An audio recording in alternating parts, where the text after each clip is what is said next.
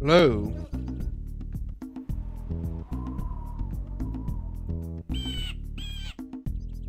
Hello. And welcome to the game that was made before the dark era of the naughtiest of dogs. Made by dogs that were naughty.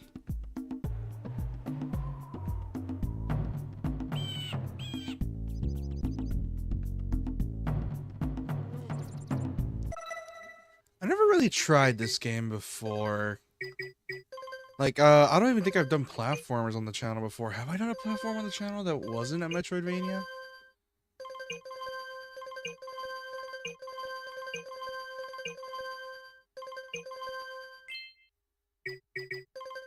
Because I know I don't think I've ever tried a platformer on this channel before. I think most of the games I've done were hack and slashes, Metroidvanias.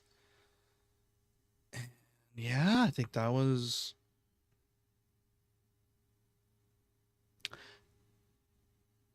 Yeah, I think I did mostly just Metroidvanias and hack and slashes and maybe like a shooter or two. I don't think I've done a proper platformer on the channel.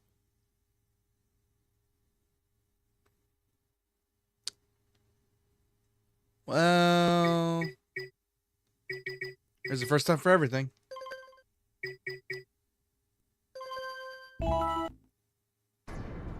I have spent my life searching for the answers that my father and my father's fathers failed to find.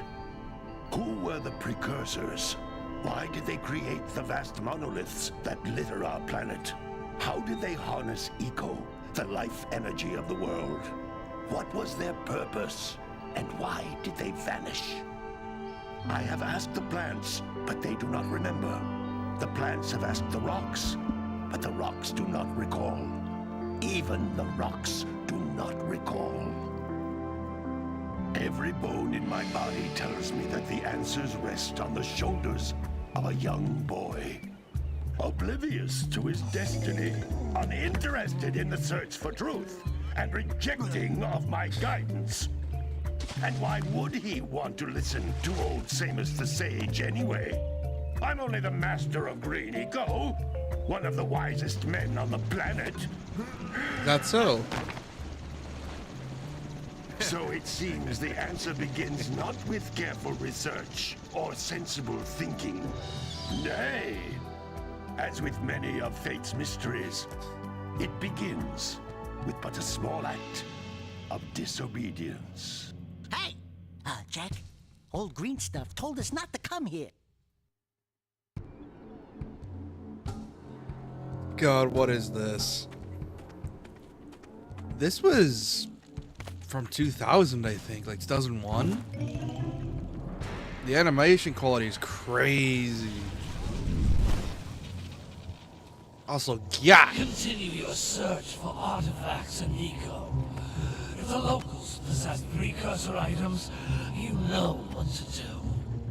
Deal harshly with anybody who strays from the village. We will attack it in due time. Goddamn.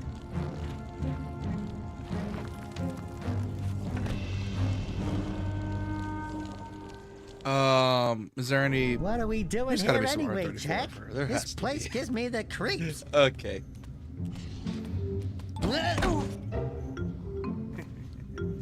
Oh yeah, this is before Jack had a voice. Huh? Oh, And then Jack stupid 2 was like, we're precursor copying junk. GTA 3 and Edgelords because that's what was popular at the time. Eek! What is that dark ooze? It sure don't look friendly. The sage yaps on about the precursors that built this place all the time. Where did they go? Why did they build this crud? Now, I like precursor orbs and power cells as much as the next guy. But if you ask me, they must have been real losers. Wow! How did you do that? Jack, I think we're in trouble!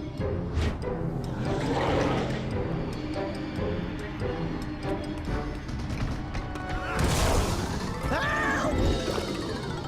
Oh no. Man, that stung! I told you we shouldn't have come here, and you listened!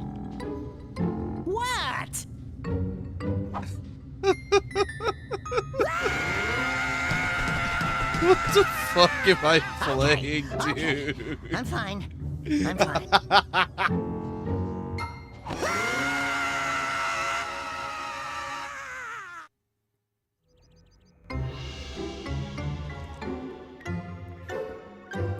What in green tarnation do you two want? They was, I was. Don't tell me. Instead of heeding my wisdom, the two of you went mucking around in the only place that I told you not to go, Misty Island. That's right. And then. And Daxter, you finally took a much-needed bath, but in a bathtub filled with dark eco. Look, old man, are you gonna keep yapping, or are you gonna help me out of this mess? I'm gonna keep yapping, because in my professional opinion, the change is an improvement. And besides, I couldn't help you if I wanted to. What? There's only one person who has studied Dark Eco long enough to have a chance at returning you to your previous form. Carl Acheron, the Sage. But he lives far to the north. Far, far to the north. Nobody has spoken to him in ages. I would teleport you there, but I can't do that either. None of the three sages that maintain the other teleporter gates have seen fit to turn their ends on for quite a while. The only other way north is by foot through the Fire Canyon, but its volcanic soil is hot enough to melt precursor metal. You can't just walk through it. But you could fly over it if you had a zoomer equipped with a heat shield. I just happen to be working on such a thing at this very moment. All I would need is 20 power cells to give it enough energy to withstand the canyon's I'm heat. pretty sure Isn't this that right, game was a Daddy? lot of kids' Yes, awakenings. Kira, that might work. Jesus fucking Christ, Where the are a designs. boy and a half going to get 20 power cells? From the villagers. Most of them have a power cell or two stashed away somewhere. And even if they aren't willing to just give them away, greasing their palms with a few precursor orbs should do the trick. And I bet there are even more of them out Ah, in the wild, yes, just back waiting when for some brave games adventurer had to tell find. you the gameplay Well, we've mechanics got through the brave cutscenes and adventurer, story at least. instead of Brave naturally adventurer. doing it. You two couldn't find your way out of the village without training. Before you do anything else, you better go through the warp gate and get some practice on Geyser Rock. We won't find any more of that dark gooey eco stuff, will we? Cause I'd hate to fall in again and turn into you. Get in there before I turn you both Alright, I into have my coffee. ferns. I'm energized. God, what the hell am I playing? This game's got charm up the ass. Like, This device is a communicator. With it, my father and I can give you advice at any time during your quest. oh, that movement. Oh, that's so weird. Oh, that's some weird movement. It's not instant. Okay, this is weird. I think I know. Oh god. These floating egg-shaped things are precursor orbs. Collect enough of them, and some of the villagers will give you a power cell in exchange. I don't know what I'm looking at. I like what I'm looking at. I just can't describe it. Like, I'm looking at these animations and I'm just thinking to myself, how the fuck did they do this on PS2? If there's one thing about Naughty Dog that I will not give them shit for, even to this day, they know damn well how to optimize for PlayStation's consoles. That is one thing I will not give them shit for. I don't know how the fuck they do. I don't know what sort of black magic they do to have their games look the way they do, but they do something. And the fact this is not just PS2. No, this was early PS2. This was back when they were still figuring out the console. Ooh. Like, God almighty.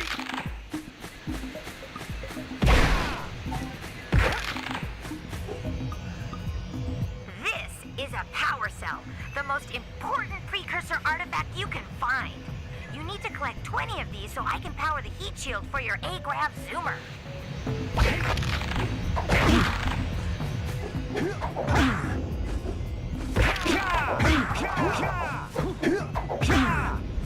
Oh, what the? Wait, what did I do? Wait, hold on. Oh, that's cool. Oh.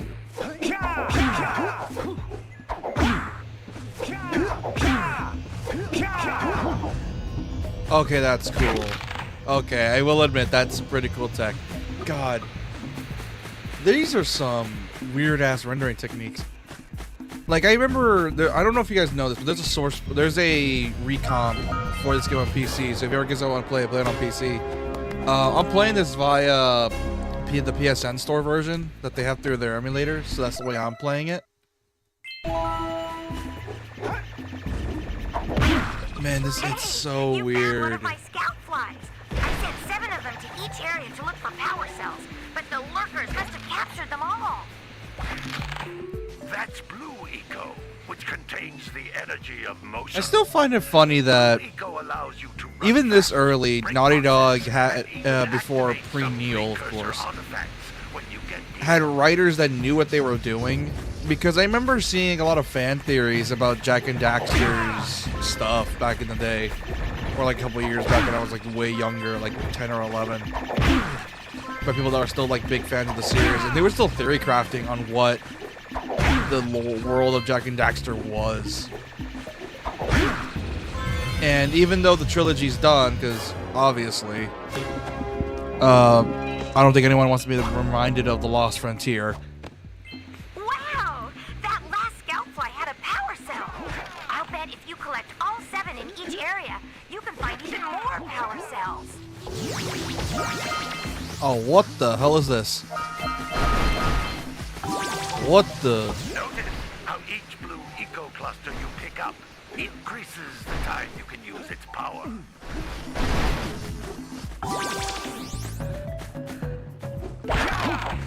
What the hell? I'm okay. I'm kind of stumped. I have no idea what I'm doing. What the fuck am I doing? Do I know? No. Nor do I think I want to know. I don't know what to say. What? I don't know how I feel about this movement. Okay, so this is very early realism movement. Like this feels like because obviously the tech wasn't there yet. So the devs are trying to emulate realistic movement, and we didn't really get that until like the PS3. So this feels weird. It's responsive, but the is something completely different.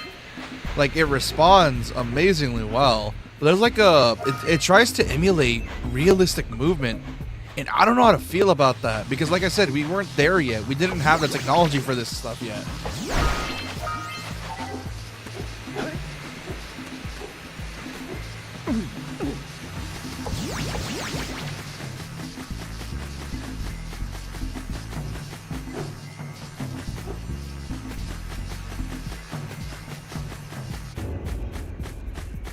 Oh, I went the wrong way. God damn it.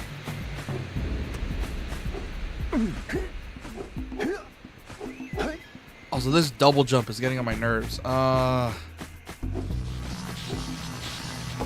You know, considering the fact what happened recently with Blue Point, you know what's funny is that they could have offered to remake this game. After all, Astrobot proved to Sony that there's a market for platformers, so why not have a Jack and Daxter remake or a Ratchet 1 remake? Like it's oh wait, no, they remade Ratchet 1 and everyone hated it. Never mind.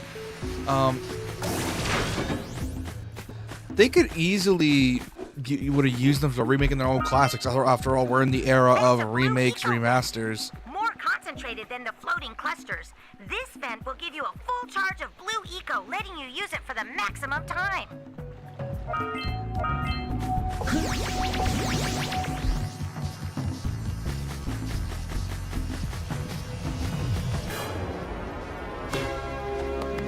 God, this game has charm up the wazoo. Like, I'm not usually one for charm in games. Like, I'm not gonna say I'm a heartless bastard, but it takes like a lot of charm in a game to actually get me to be like, oh, that's adorable. Like, you can't just show me charm in a game and I'll be like, okay, whatever. It has to be like concentrated. I can't just like look at something cute and think, oh, that's adorable. No, it has to be like literally so cute that my body has to react to it. Like I have no other choice but to respond.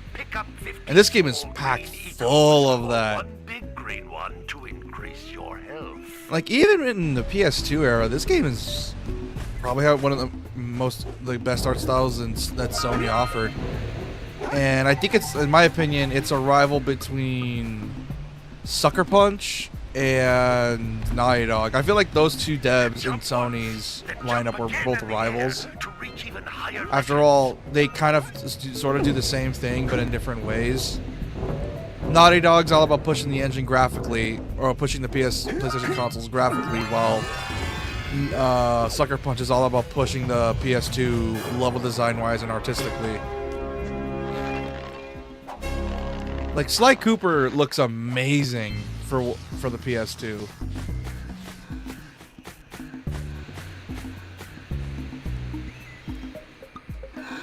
And I'm pretty sure Jack and Daxter was also made to show that you could do was doing a lot of tricks to hide loading screens in their games. Because I know they were using a lot of tricks to hide it.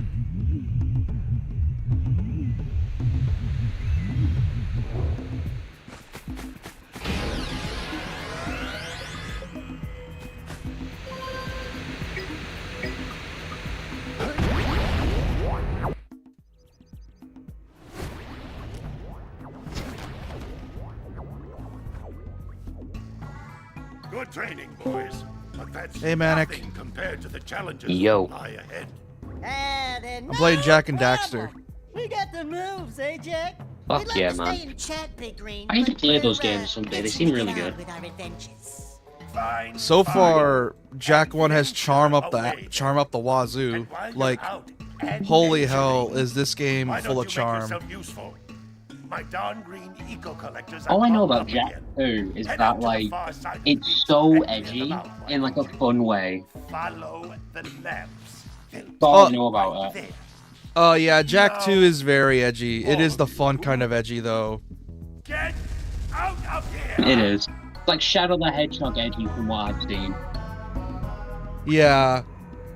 Because I'm pretty sure I remember watching like dev interviews and they were like, "Oh man, what do kids love nowadays?" And the thing is though, this is when kids try to act older than they were. So they were like, "Oh yeah, this will be a really fun game. It's Yeah. all the cool and all. It's really fun for my little brothers." And I'm like, and they were like, "What the fuck? You're 8 years old." God. And then it's like, and then they remember, "Oh, what games are you playing nowadays?" "Oh, we're playing GTA 3." And they're like, "What the fuck?" The hell? God. But yeah, no, like... God.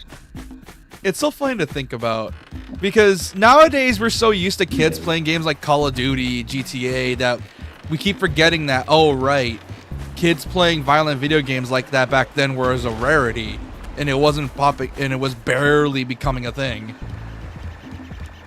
Actually, it wasn't even like it was a rarity, it was more like it was a looks like massive Scout controversy, flies are really, always in wasn't it? red boxes. Yeah, it was a really big controversy where like And nowadays, like, you'll have like mothers handing little Timmy Call of Duty 17. Like, oh yes, Timmy, go through a tomahawk at somebody. Yeah. And then you have guys like me, who my dad, when I got my first PS3, was like, "Oh, this game looks cool for a child." First game I got for PS3 was God of War. God of War. That is an elite pick, though, in all fairness. I didn't even know what God of War was. He just got me like, "Oh, angry man." Because here's the thing, he saw me play Mortal Kombat once, and it's like, oh, he's into that. So he'll get me, and he got me like the first thing that he thought I would like, and it's like, oh, and I think it was also the dual collection as well of God of War 1 and 2. So he was like, oh, that's a steal. He gets 2 games in 1. And then he got me that. First thing I see, I remember. titties. Titties. I remember, I never really grew up playing lots of violent video games. Not like because like my parents just didn't let me. I just wasn't into it. Like I was just playing Sonic a lot. Like I played a shit ton of Sonic Generations growing up. What a But- horribly sick The only semi-violent game I'd say I saw being played, because I used to share a room with my brother and he had a PS3.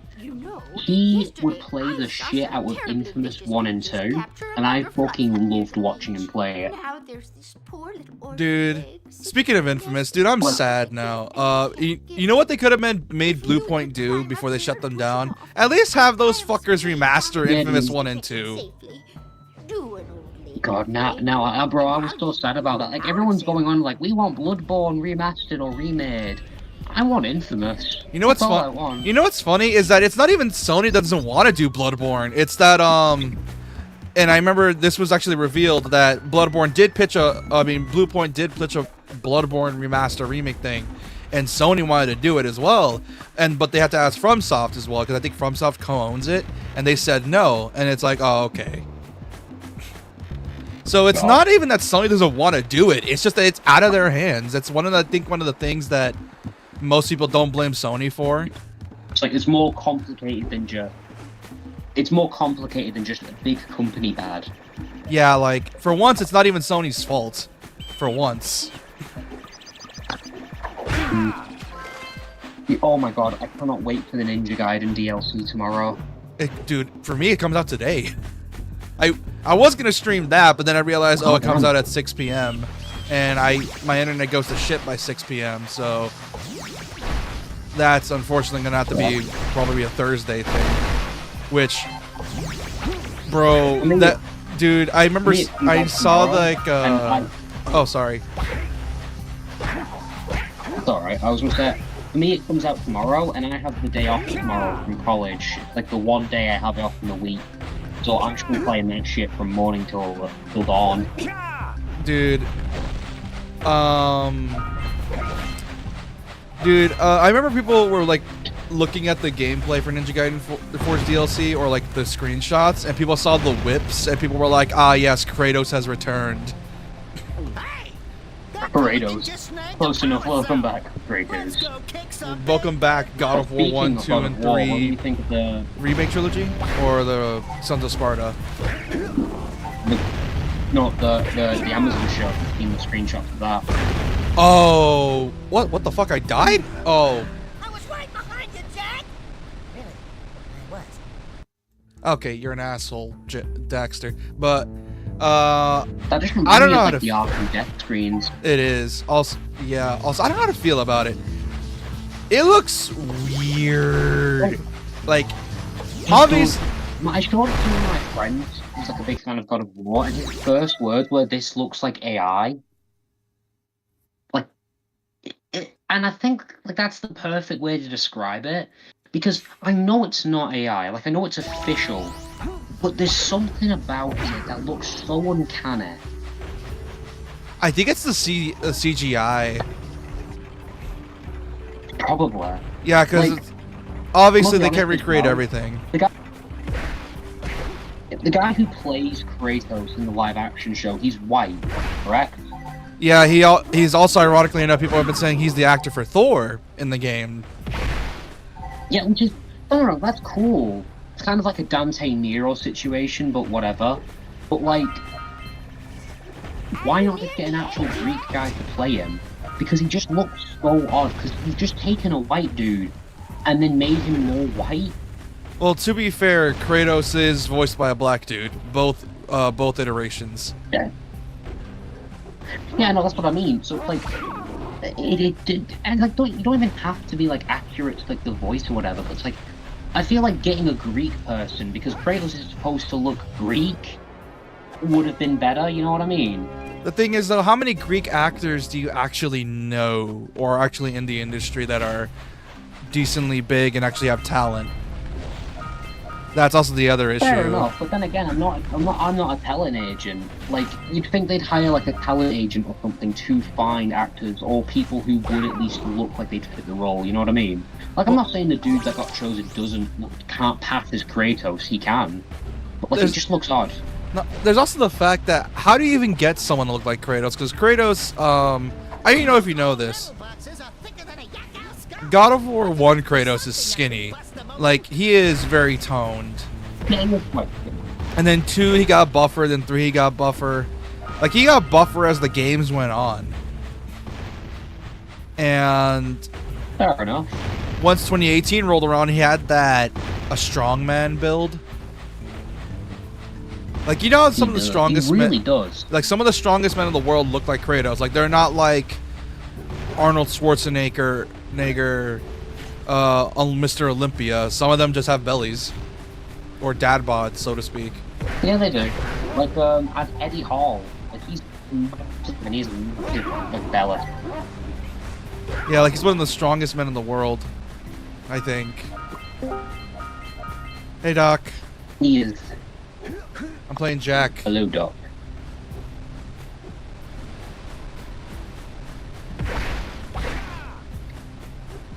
Hello? Oh yeah. Currently, unrelated, I'm learning how to draw women because I am very bad at drawing women. Same.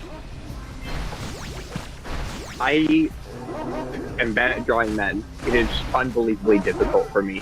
Which is ironic, because... Fair enough. Which is ironic, because you're the gay guy of the group. Hey, Fucking hell. I like women too, Now meet me down here by the egg. but yeah. I mean, fair enough, I guess. We might want to talk to the bird watcher and see if we scramble that flood egg. We're talking about how the God of War live action currently looks kind of cursed. I don't think it I looks would bad, believe it. it just looks odd. Like, you know what I mean? Like, it doesn't... it is weird. Like, it's... Like, apparently leaks of the live action came out. People thought, like, why does this look like AI? It's not AI. It's just that it... Like, I think it's the weird CG effects. Like, because there's, like, CGI in it. Obviously, because how are you supposed to do a God of War without CGI? That's kind of obvious. Have infinite money. And Well, you can do. why do you think Amazon's- CGI? Why do you think Amazon's making it? Like the Fallout TV show is amazing, and that uses a shit ton of practical effects, and it does some really good meshing. And I assume people were hoping for another Fallout TV show, like where you can't even tell that there's CG because it meshes practical effects with CG so well. There's barely any of it. I'm like, Stretcher? Yeah. Yuck. I think. Since we're talking about, I guess, controversial video game adaptations, y'all heard of, like, the Reload controversy for the new DMC Season 2 thing? Oh, yeah, which... Yeah, it feels like kind of like a nothing defend- burger. Eh, I feel like they should have a special credit and be like, hey, just sign off on it, because people are like, oh, it's homaging, and it's like, it's a little more than an homage. Well, I It's, mean, it's straight up copying. There's not only that, I'm Yeah. pretty sure Corridor, I forgot their name, Corridor something. They allowed it. They gave them permission, so it's not a big deal. I think it's just the fact that it's DMC, you know, one of the most batshit creative stuff game in existence. Like, you can't just have Dante reload a gun. No. You can't have that. You have to have him do the most extra thing possible. The problem is that how do you do that shit? And if you're creative enough, because I'll shit on Shankar every day, because fuck that guy. But at the same time, I can understand why. yeah, fuck him. But at the same time, expecting to have the creativity of something like DMC3's opening it's a bit much. Probably a bit asking too much, considering not everyone's bad shit. Well, also, the entire DMC3 intro is just moves you can do in the game. It's a moveset show-off. It's everything you see in the intro, or that scene, is something you can do in the game. So it's... Oh no! Not to mention, I kind of liked what they showed off because it reminds me a lot of when Dante gets a new weapon in the games and he just fucks about for a minute. Well, I mean, that's the point. It's meant to be, Yeah, no, I know that's the point and that's why I like it. It's probably why they didn't give him any I weapons in refuse season to watch 1. it just based on the principle. Mm. I just refuse to watch it based on the principle of Lady is my favorite character, and I have seen what they have done to her, and it's like, That's fair. I think. you have, Okay, I'm you gonna have be honest. butchered my favorite. You have butchered my favorite DMC character. The I have been reason very vocal about. the reason I don't like Netflix Lady isn't because like, oh, I absolutely love her character. I like her character in the games, but like, I think the reason I hate her as much as like everybody else does is because Lady is such an underutilized character within the franchise. Like, the last time she got any meaningful screen time was DMC 2007, like the anime. That was it. And then DMC4 should have like a she glorified becomes a plot cameo. device. Exactly, She's a and then glorified cameo, and she's a plot. slightly more important. She's a plot device in the 5th one where you save her and then she appears a handful of times, but she exists to be saved. Yeah, like, it's annoying, and I think that is another reason why people hate this version of Lady, because she is by far the most screen time we have ever gotten of the character, and it's a complete betrayal of who the character is. Not only that, it's also the fact that it's based off DMC3, which, you know, is the one that gave her, in the game-wise, the most screen time, minus the anime. Exactly. Well, I mean, that's also just her game. Exactly. Like, say what you want about Dante in the Netflix show, but at least he registers as Dante. Like, even if his dialogue isn't well written, you can tell that they're trying to be somewhat accurate, even if it's written shit there. Like, to his character at least. The story, I'm not saying. Not only- accurate, yeah, but not his character, Yeah. you can tell. There's that, and it's also very clear that the animators do love DMC. It's just Shankar. It's just him that's fucking it up. Because it's Like, very clear they want to make an adaptation, like a straight one, but Shankar is like, no, this has to be standing out. And I'm like, dude, come on. Not only that, they showed they can emulate the art style, but but they're not allowed to, and it's like, why? I think the thing is with Shankar is that he gives me vibes of someone who does like the series, but thinks he can do better. Like, it gives me vibes of like someone who writes a really shitty fan fiction about a series they like. You know what I mean? But they're being completely honest about it. It isn't like, and then I write a fan fiction, and then everything happens, and then I date the main character because it's a self-insert. It's, no, this person is being honest. They are playing to the best of their very poor ability. Fair point. But, like, God, I do, like, I don't like Adi Shankar is like the first director I've actually just never liked. Like, there are so many directors that, like, I've seen for stuff, and it's like, I disagree with you. He's a producer. But It's also the understand. fact that it's also, I think it's known that he just bullies his way into a lot of the marketing. For example, did you know for Castlevania he was threatening to sue if they didn't put his name in the credits as producer, even though he had nothing to do with it? Yeah, and then the first thing you see in like the trailer or whatever, like Visionary from Adi Shankar, like, goddamn, man. But yeah. Also, there's potatoes at you too. What did you say there, Doctor? Didn't hear you. Nothing. I was cooking food and everyone's already getting before I finish. Let me. Oh, okay. I thought you compared Adi Shankar to a potato or something. I was like, what the fuck, where's that come from?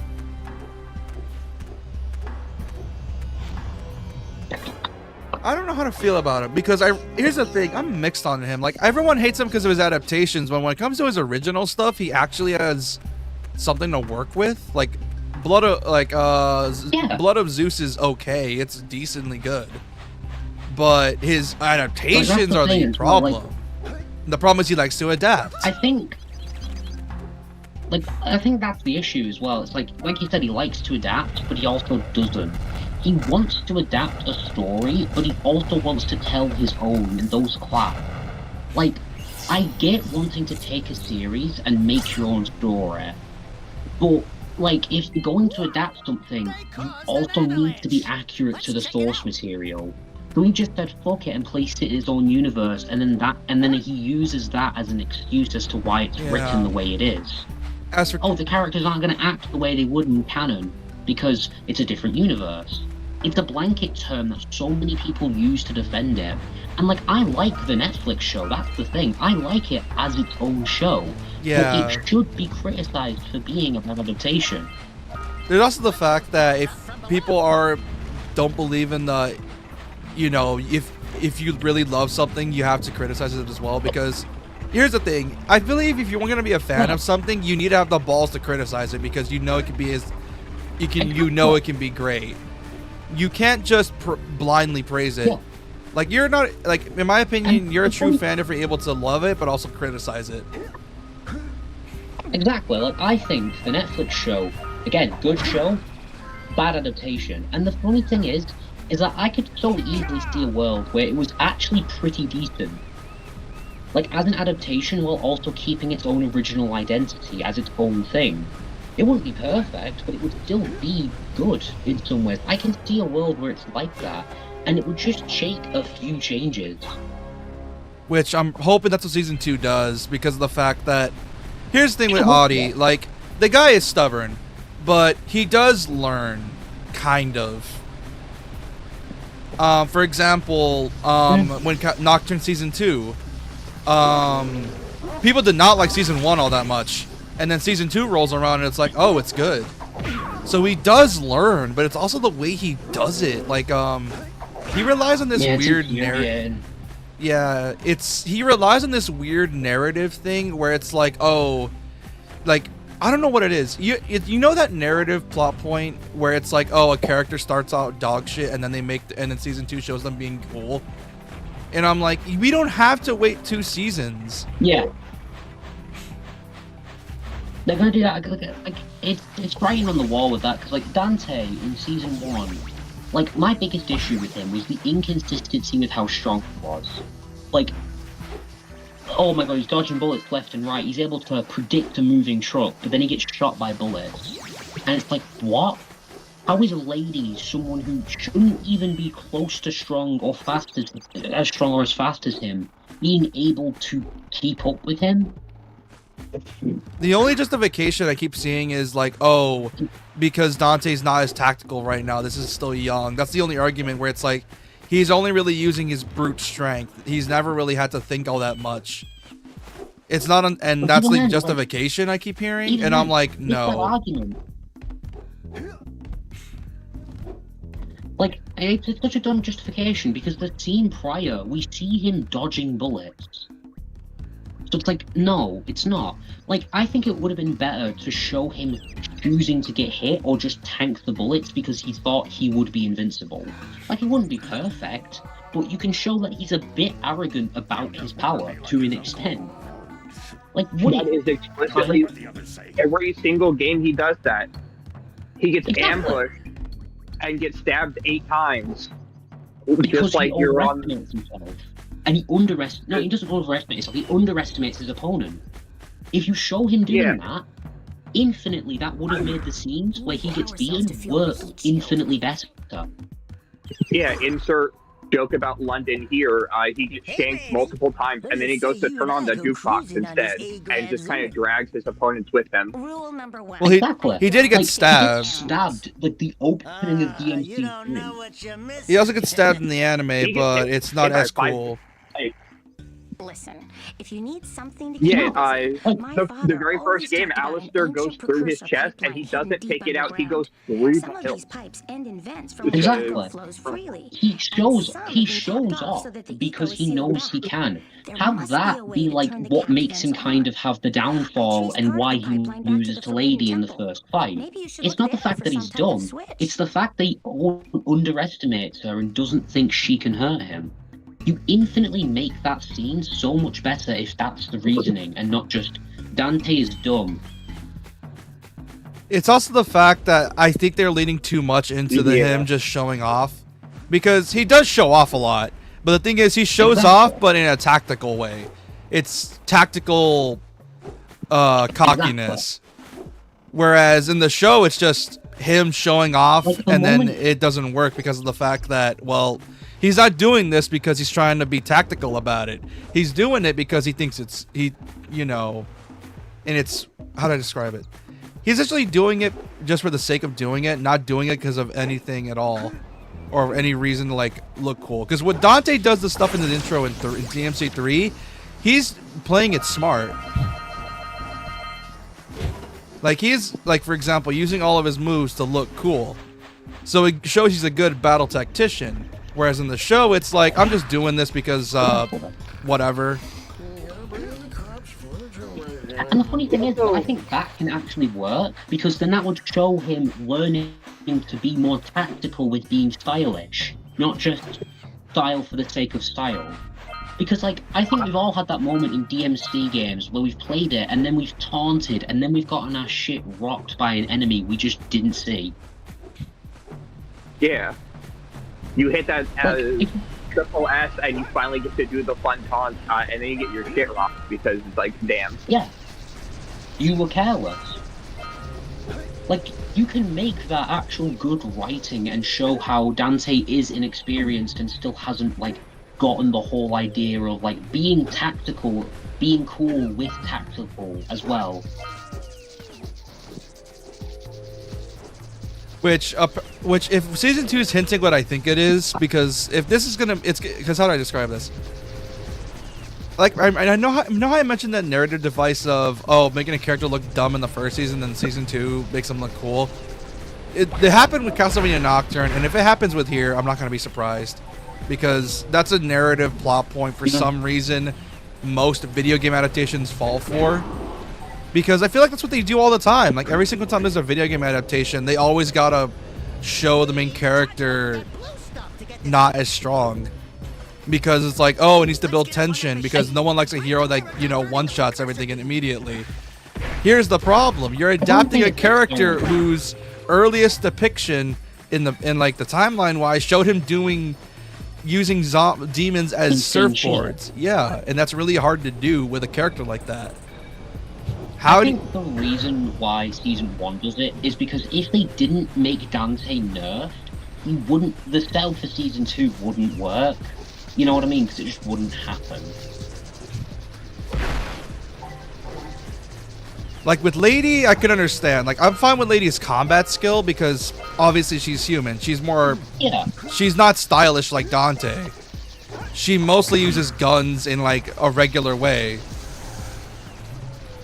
Well, I'd actually say she is stylish in some ways. Like, in DMC 3, there's one scene that comes to mind where she, like, kicked 2 demons at the same time before shoving a grenade in one of their mouths. Like, that is very overtly supposed to be kind of stylish.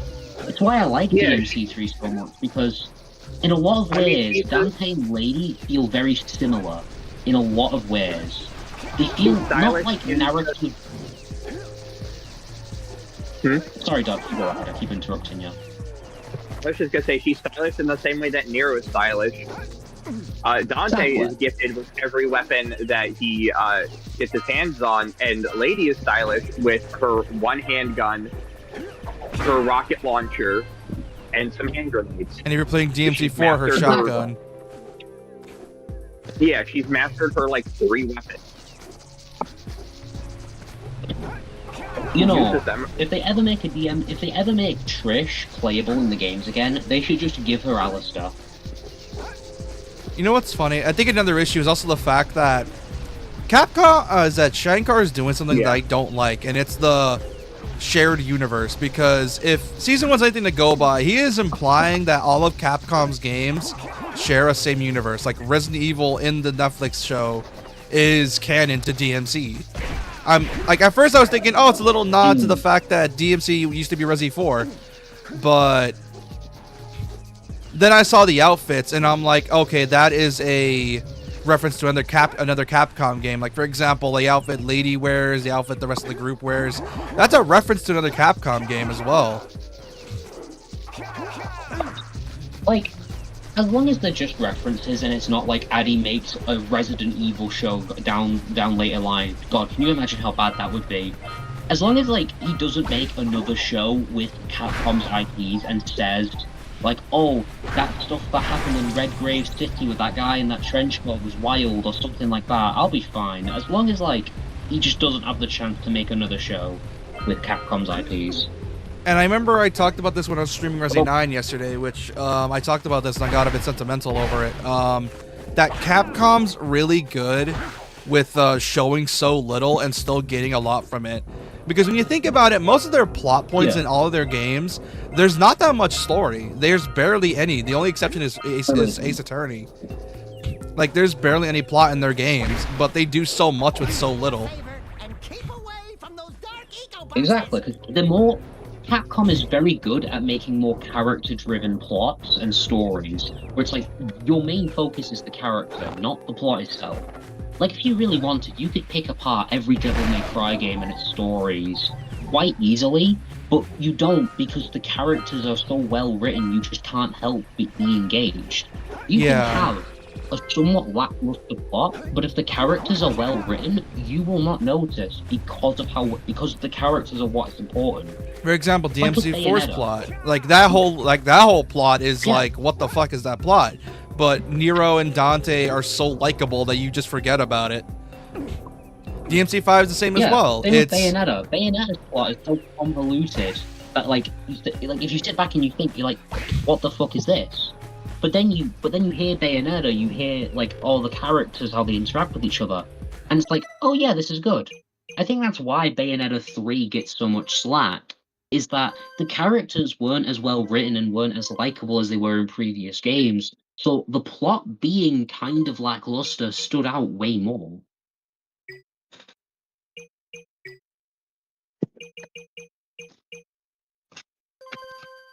Yeah, and that's probably something that's going to be plaguing a lot of adaptations regardless, because of the fact that, here's the thing with adaptations, you need to get someone that actually knows the material on the team, because if you don't, because here's the thing, you don't even need to play the games, and I know that sounds like blasphemy, but you really don't. You just need to have a general knowledge of what they are. Like, yeah, and why people like the things that they do. Like, oh, sorry. No, it's fine. You go ahead, man. Because I was gonna say that, for example, the Resident Evil movies, I'm gonna say it sound blasphemous. Those movies are dog shit, but the thing is, they're B-movie schlock. The thing is, though, Resident Evil's B-movie schlock. That's what it is. And people tend to forget that. Yeah. Speaking of bad video game adaptations, I heard the new Silent Hill movie wasn't great. Oh, it's not. Yeah. So here's the funny thing about the new Silent Hill movie, it doesn't matter. Because, spoilers for the Silent Hill movie, it decanonizes itself, like, in the exit, because it's like, oh, you now no longer have a reason to shit on this game, because it actually doesn't exist anymore. Yeah. We've decanonized our own movie.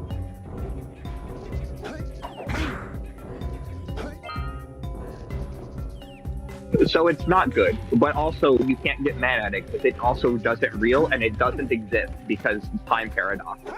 Yeah. It's like a timeline where the boss shoots Revolver Ocelot in Metal Gear Solid 3. Yeah. And what's funny is I was wait for Crimson Desert. Dude, I was hyped for that movie too, because here's the thing, I knew it was gonna suck. I wanted to watch it because I wanted to see how bad it was gonna suck, and my expectations were met. The good kind of shit, or is it like? Or is it like the good kind of shit where it's like funny, or is it like the bad mid kind of shit where it's just like, this is just boring? Oh no, it's the funny kind of bad. With Silent Hill 2 movie, the Silent Hill 2 movie. It's like, it tries so hard to do its own plot, but then they also got to remember that they're meant to do a psychological thriller as well, and it's they try so hard. And oh, okay. So, very recently, I have felt the anger of seeing a character you really like get butchered. Because with the Devil May Cry adaptation, I liked Lady, but like I didn't love the character, you know what I mean? Like she was a cool character, loved her, but like I didn't love her.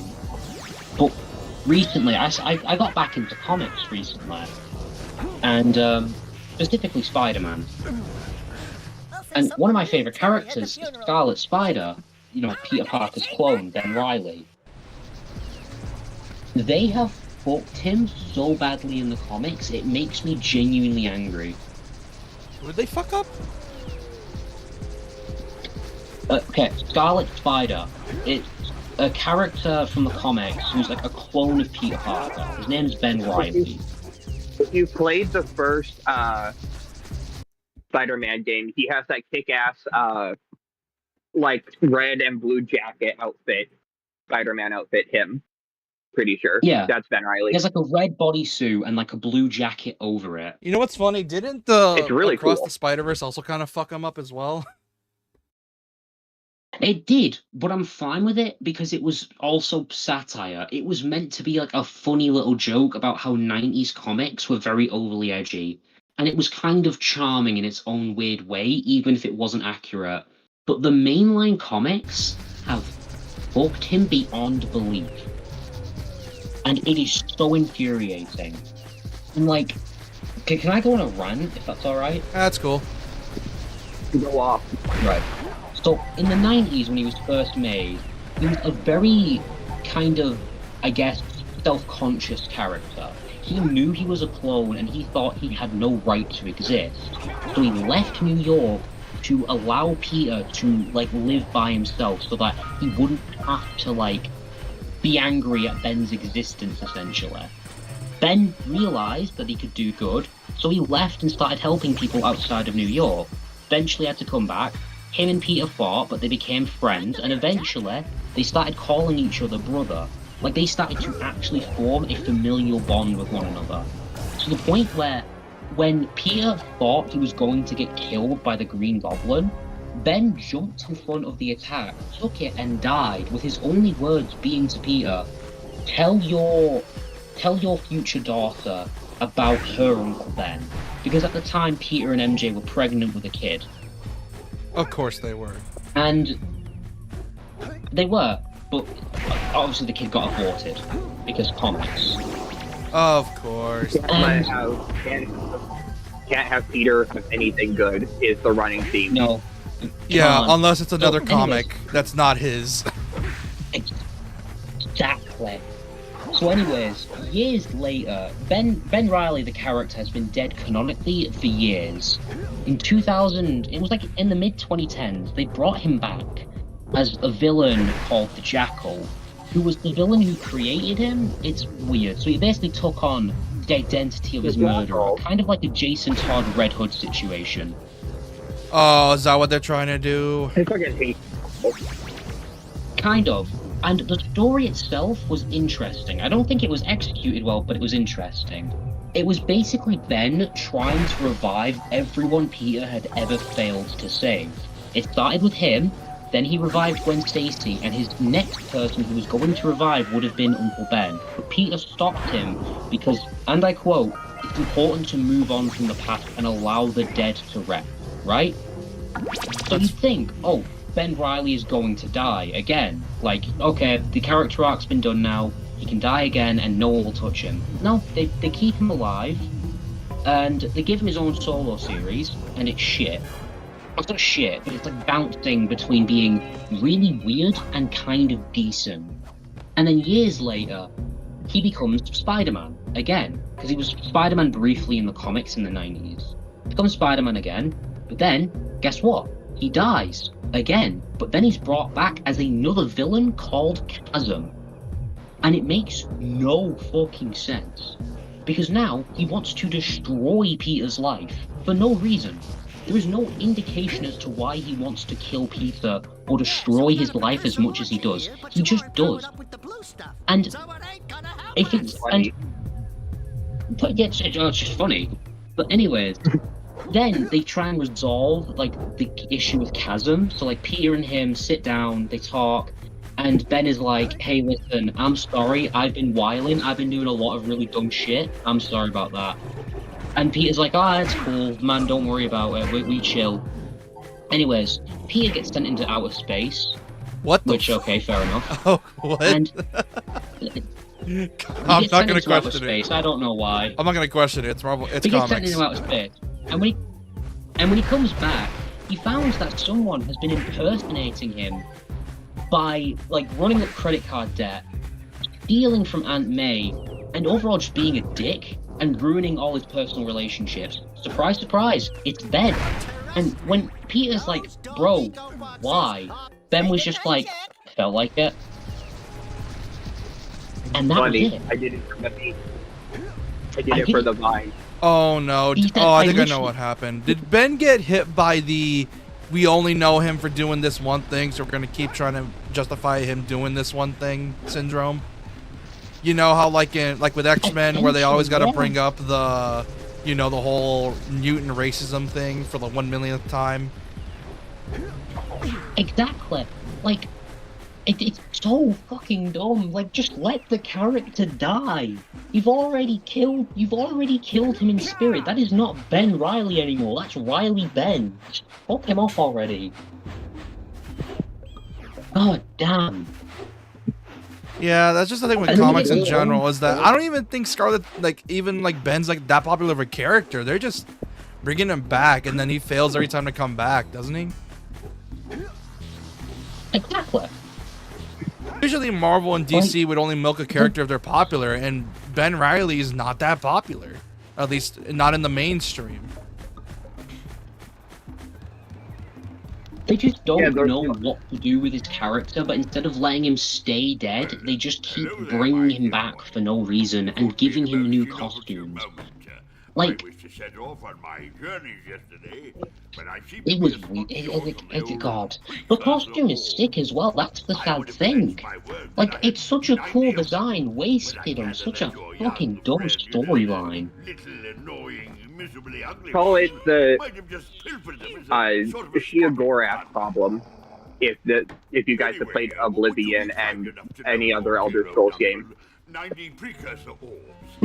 Shia Gorath in Oblivion says his most infamous line of dialogue that everyone loves, but it has completely ruined his character, where he says, "Cheese."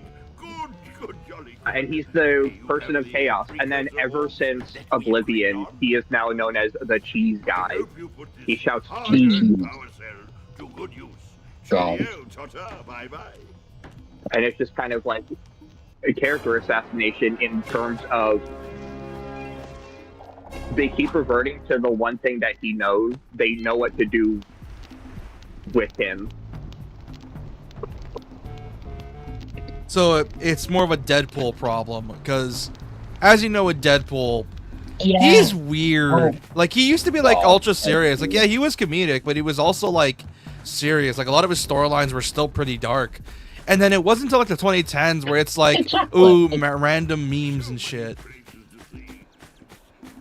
Exactly. Yeah.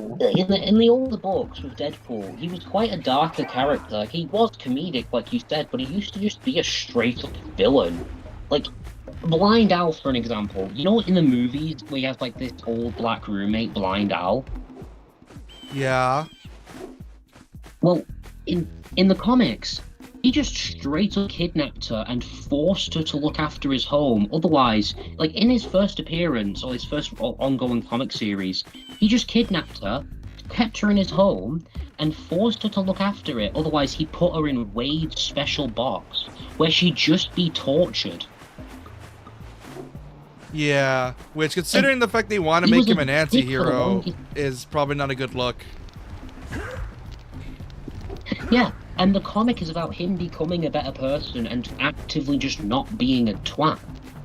Like, that's the point of his first solo series, and that's him as a character, trying to be a better person from who he used to be, but still struggling a lot, both mentally and physically. Like, Deadpool was, like, very suicidal in the comics. And another thing about Deadpool, he doesn't even like chimichangas. He just thinks the word is funny to say. I get it. I mean, it is funny to I say. think, the Deadpool game is the catalyst of, I feel, irreversible damage to his character. Exactly. And you know what pisses me off even more about the Deadpool game is that the guy who wrote the stories for the game also wrote arguably one of the best comic runs for Deadpool. I forget the name of it, but it was considered to be one of the best runs. You know what'd be So it's funny? clear he just didn't give a shit about the game. He asked you to write. You know what'd be funny? Yeah. Is that if they ever make a sequel to the Deadpool game, it would be a funny but also really cool plot point where he's trying to make it like the first game where it's just like, haha, watch this funny fourth wall breaks, but the game is actively trying to force him to face his past. And it's like, he's doing his damnedest to make this the, haha, look how funny and random like in the first game, but the sequel is like, no, you are facing this problem and you are not avoiding this. And he's actively trying to use the mechanics of the game and breaking the fourth wall to try to avoid facing his problems. And I'm like, that would be such a good way to do it. Because the game is actively fighting him to try to make him do his plot. Because one of the main reasons the first game's plot is the way it is because Deadpool was trying to make the plot whatever he wants. He literally wrote the script. So what if in the sequel the game was actively fighting him to keep it from changing? But the future refused to change. Just insert a Lavos. And for example, like, yeah, Ooh. like for example, like let's say there's a villain that he wants to ignore because it's like, oh, this guy reminds me of a shitty time I passed. Skip. But then the game's like, why aren't you skipping? I hate this guy. I don't want to deal with this guy. Just skip it. But then it's like, no, you are dealing with this guy, whether you like it or not. And then at first, like, Deadpool's like, fine, whatever. It's a boss fight anyways. The player needs a boss. And then as the game goes forward, he gets more and more annoyed by the fact he's seeing faces he doesn't want to see and dealing with problems he doesn't want to deal with that's personal. That would be such a good way to do it. Exactly. Like, and also just having more elements of, like, his actual, like, personal story. For example, did you know in the comic he's a father? Yeah, he has a daughter. He has a daughter. Have her be in the game, and then have him not want to deal with it. Not because he doesn't love her, but because he doesn't want to confront or be serious. There's also that, and it's also the fact that it would be a good plot point where the moment you have the daughter in the game, he would get pissed off at the developer, and it's like, you're putting my daughter in peril just to make me play your game? Yeah, fuck that. And he goes out of his way to try to save his daughter because he's like, obviously he knows it's a game, and obviously games need to have tension and suspense, and he's pissed off that the game is using his daughter to continue the plot, and he hates that. His whole point is he's trying to turn it into Deadpool 1, but he is failing to do so because the game is actively forcing him to grow, whether he likes it or not. Yeah.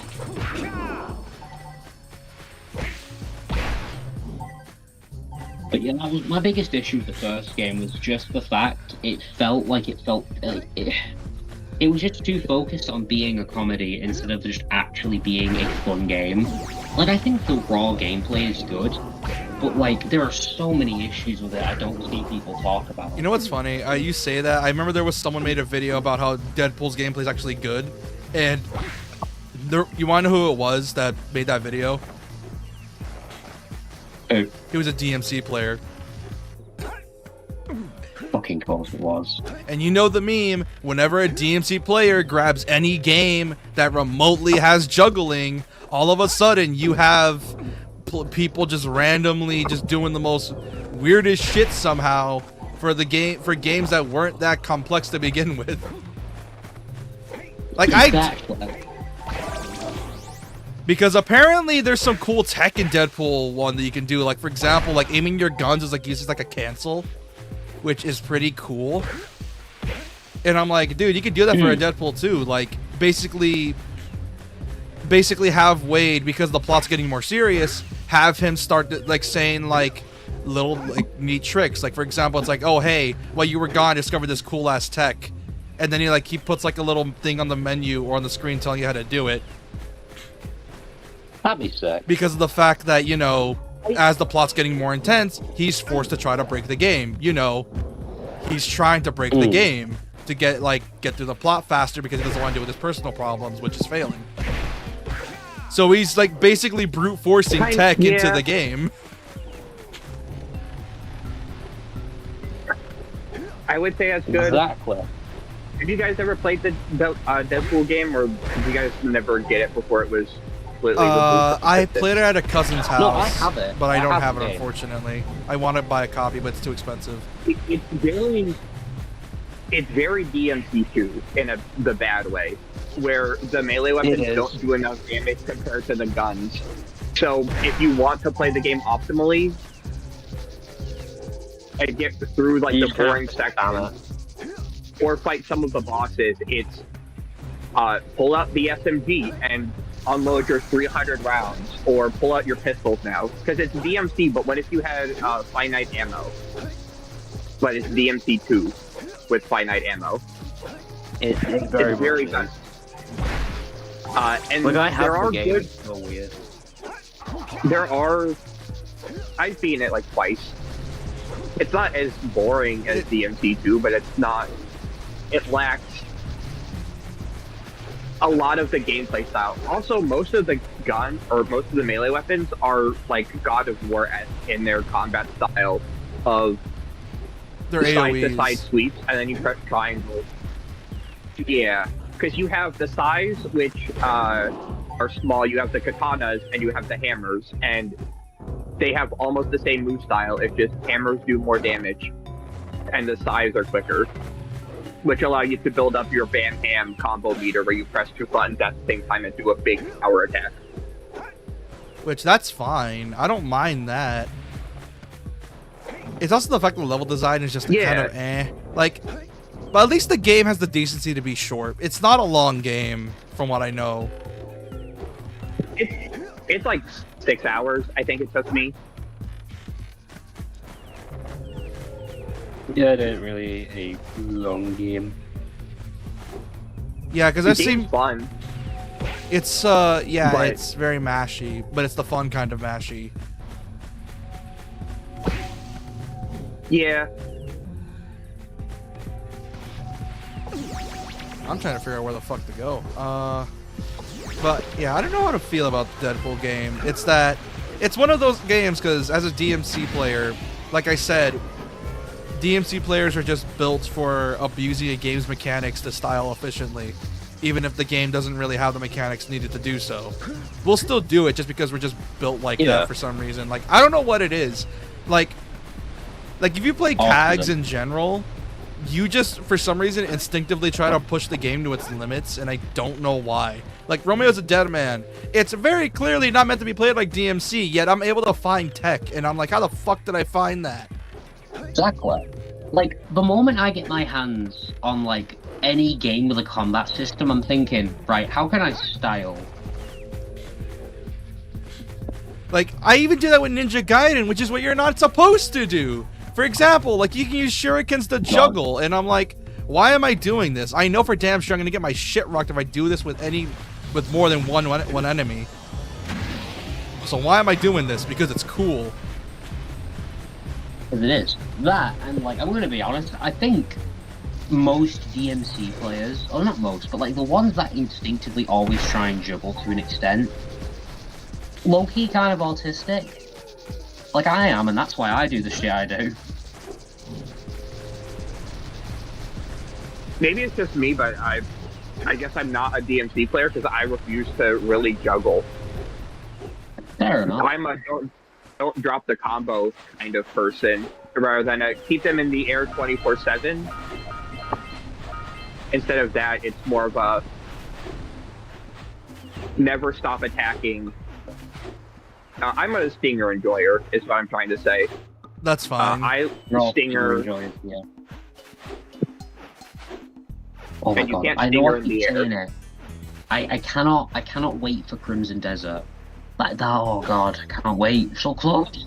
Dude, that game looks so Dude, I've seen people talk about that game on Twitter. Yes, I'm one of the few mad lads that still use Twitter. Dude, I've seen people be like, "There's no way this game is real. It looks too good." Because, and I agree to an extent because of the fact that games like that tend to look too good to be true. You can't deny it because it is. No, yeah, definitely. I can see where they're coming from. The reason I believe it more than like, yeah, completely. The reason I believe it more than like other games are too good to be true is that the developers are actually quite clear and transparent and have shown us shit tons of gameplay. Like, I can think of so many games that say that, oh, this game's gonna have this feature, and then just don't show it.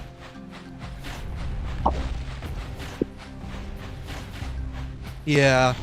Not only that, it's also what it's offering as well. It's like, you mean to tell me there's an open world, you have an in-depth combat system with a variety of moves, like for example, you have an in-depth brawler class, in-depth swords, you have all this, and it's like, this feels too good to be true. You like, how many mechanics are you putting in here? And there's no microtransactions. Not only that, and then you think back to it, and it's like, oh, Strangers of Paradise meets Nier, and it's you have 2 analogs for each of those aspects. So I was like, sure, you just match the Strangers of Paradise with Nier.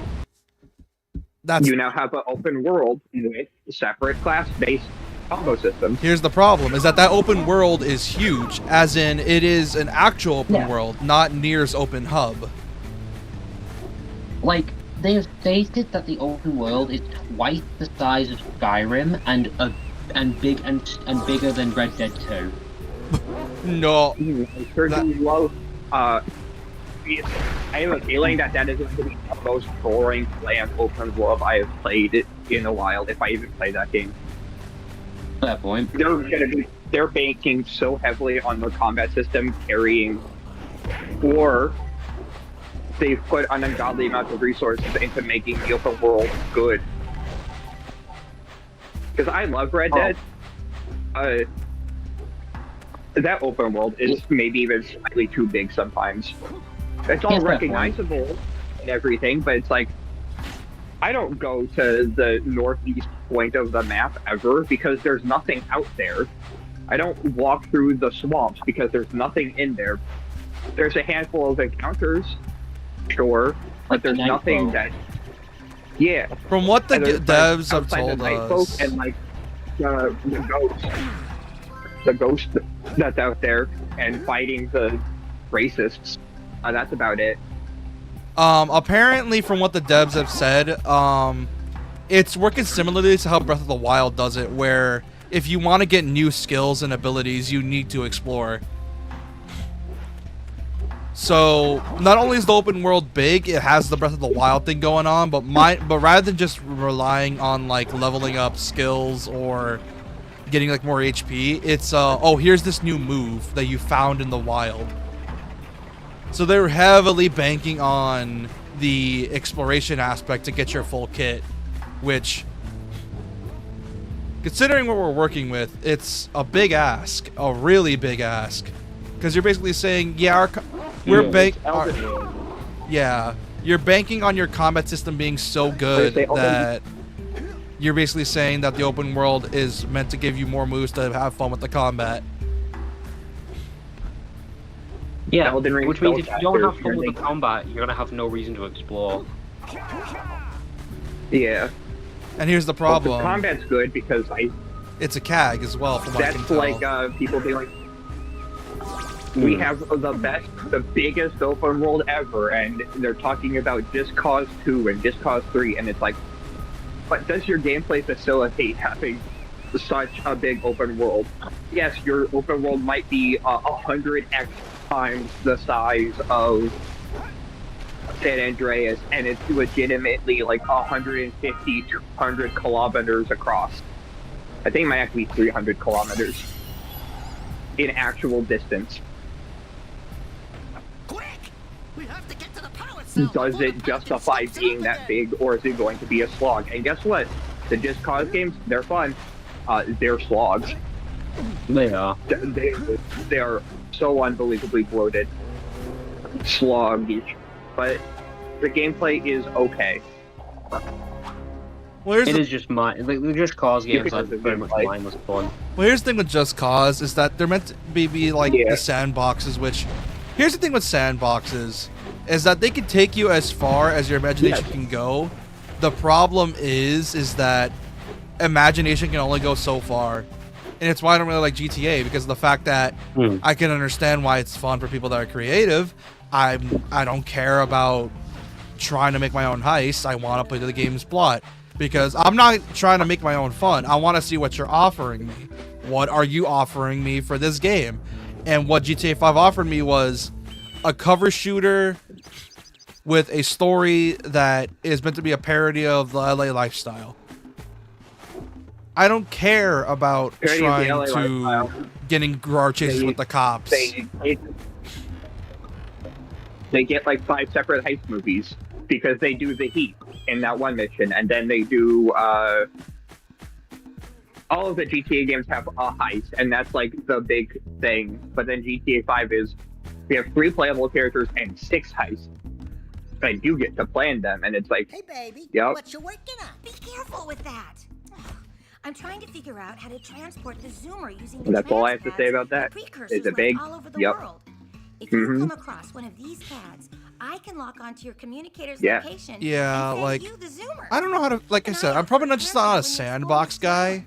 It's probably why I'm not into games like Minecraft, because it's like my brain's not that autistic enough to try to make all this stuff, and it's like I'm not gonna go spend, because I've seen people tell me stories of playing Minecraft, and it's like, oh yeah, I spent like 5 months working on this realistic depiction of the Roman Catholic Church, and I'm like, okay, cool. And then they say it's like, oh, I did it all in survival, and then they also have to say like, also did it in survival mode, so I had to actually craft it, and I'm like, that's cool. I mean, different strokes for different folks. I know. It's just I'm I'm not into that stuff. And I'm skeptical about a character action game in that big of an open world. Like, they've Because shown I- the movement abilities look I know. really good. You can do like a grappling hook, you can fly on a dragon, you can glide. I don't know. That's also another thing, is that I don't play character action games to Did you find my muse yet? find tech and style on people. I play character action games to be efficient and get the highest ranking at the end of a thing. Which is That's ironic. why I love Revenge. That's my favorite. Which is ironic And as Wonderful well 101, because every single fight I get graded pure platinum. Did I get pure platinum? Good. I'm playing the game well.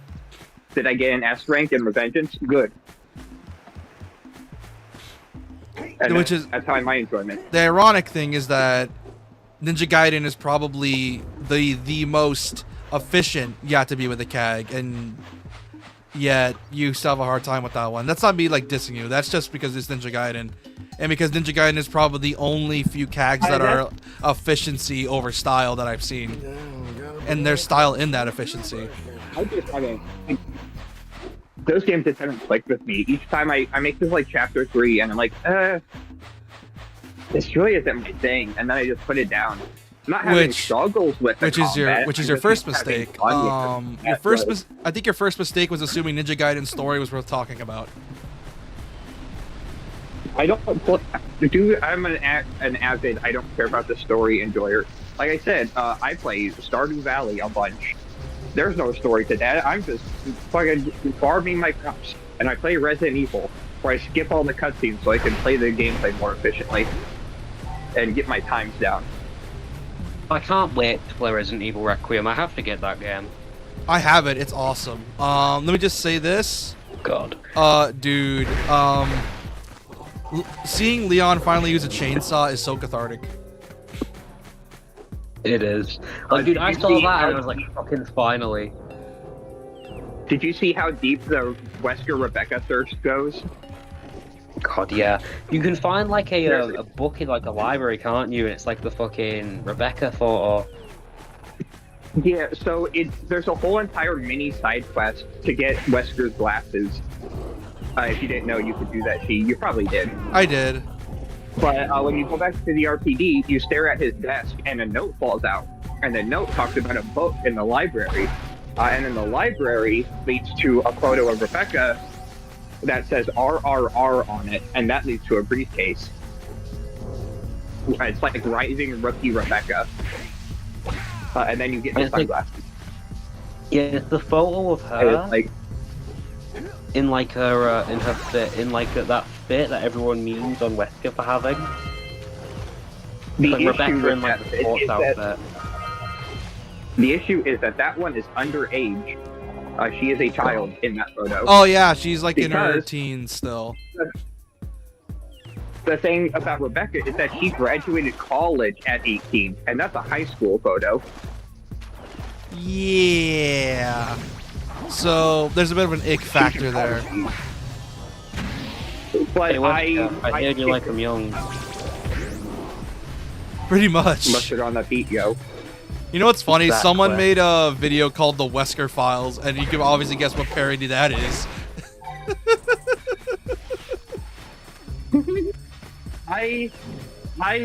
It's definitely creepy, but I always took it as less like, you know what? If I went super villain, I would recruit Rebecca because she is a prodigy viral scientist at the age of 18. Yeah. That's someone And like I Wesker saw, really I hasn't saw like a done. fake post on Twitter where it was like Wesker responding to the allegations. Oh, yeah, it's a parody account. Yeah, I follow Release that the one. Wesker file. I follow that account. He's funny. God. Because he tries his hardest to act like Wesker, and He it's is. so funny every single time. Because then you get the parody accounts acting like Chris, and it's like, damn, why you still have Rebecca in your desk? And then he replies, why is everyone still on about that? It's it's been 11 years. It's been 11 years. We're 28 now. Yeah, I always took it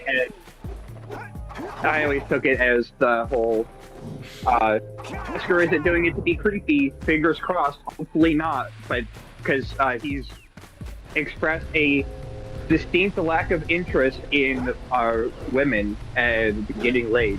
Because he's like, this woman, clingy. She's filling me up constantly. Monster. I'm gonna turn you into a monster when you're not looking. He's for the too funsies. he's too busy mewing to care. Like, have you seen that chin? Jesus Christ. He's too busy Yeah, thinking so- about killing Chris. He's too yeah.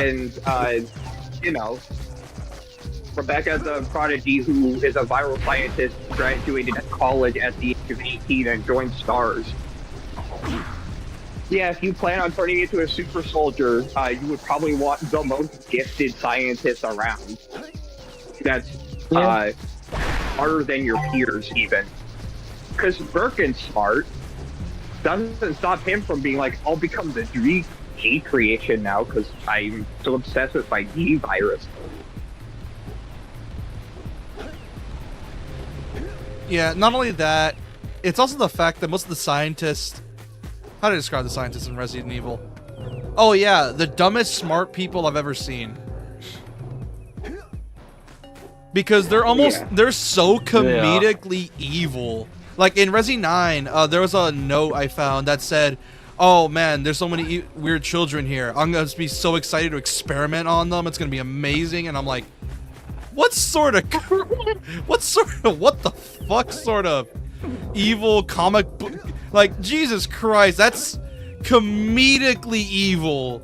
Like, that is so, like, how could we make this person so obviously evil? And they did it like that, and I'm like, bro, there's no way this made it past the drafts. God. The only competent umbrella people that have actual, like, long-term goals are also the friendly people that their long-term goals turn them to being good eventually, like Luis. He's a scientist. He was comically evil, and then he grew a heart, and then tried to wrong his rights, or right his wrongs. Yeah, and then Luis.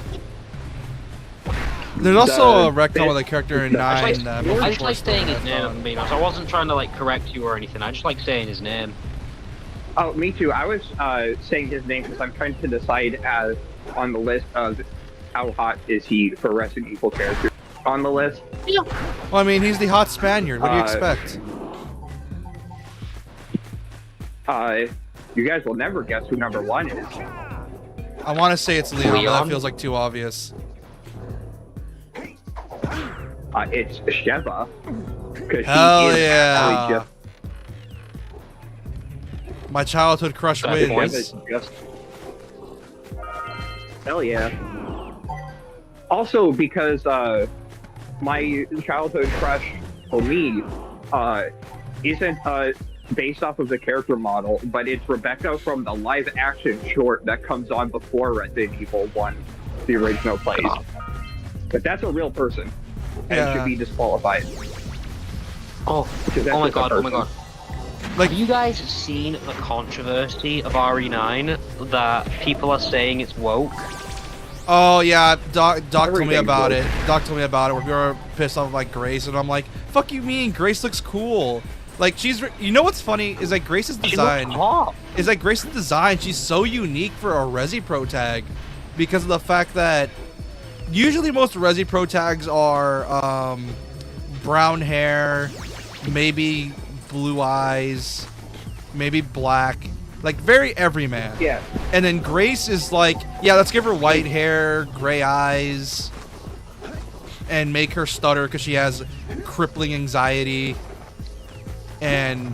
just like me for real. No, she does have crippling anxiety. She's like a very much the shy girl type. Well, hey. Not to mention, the idea of her, like, being forcefully censored is so dumb, because it's like, she's also a hot character. What are you talking about? Not only that... Oh, there is... Here's a render of film sleeping. Also... Be right back. But I say she's just like me for real because I was also a mute, and also I have gray eyes. Technically, they're blue. I just lack pigment.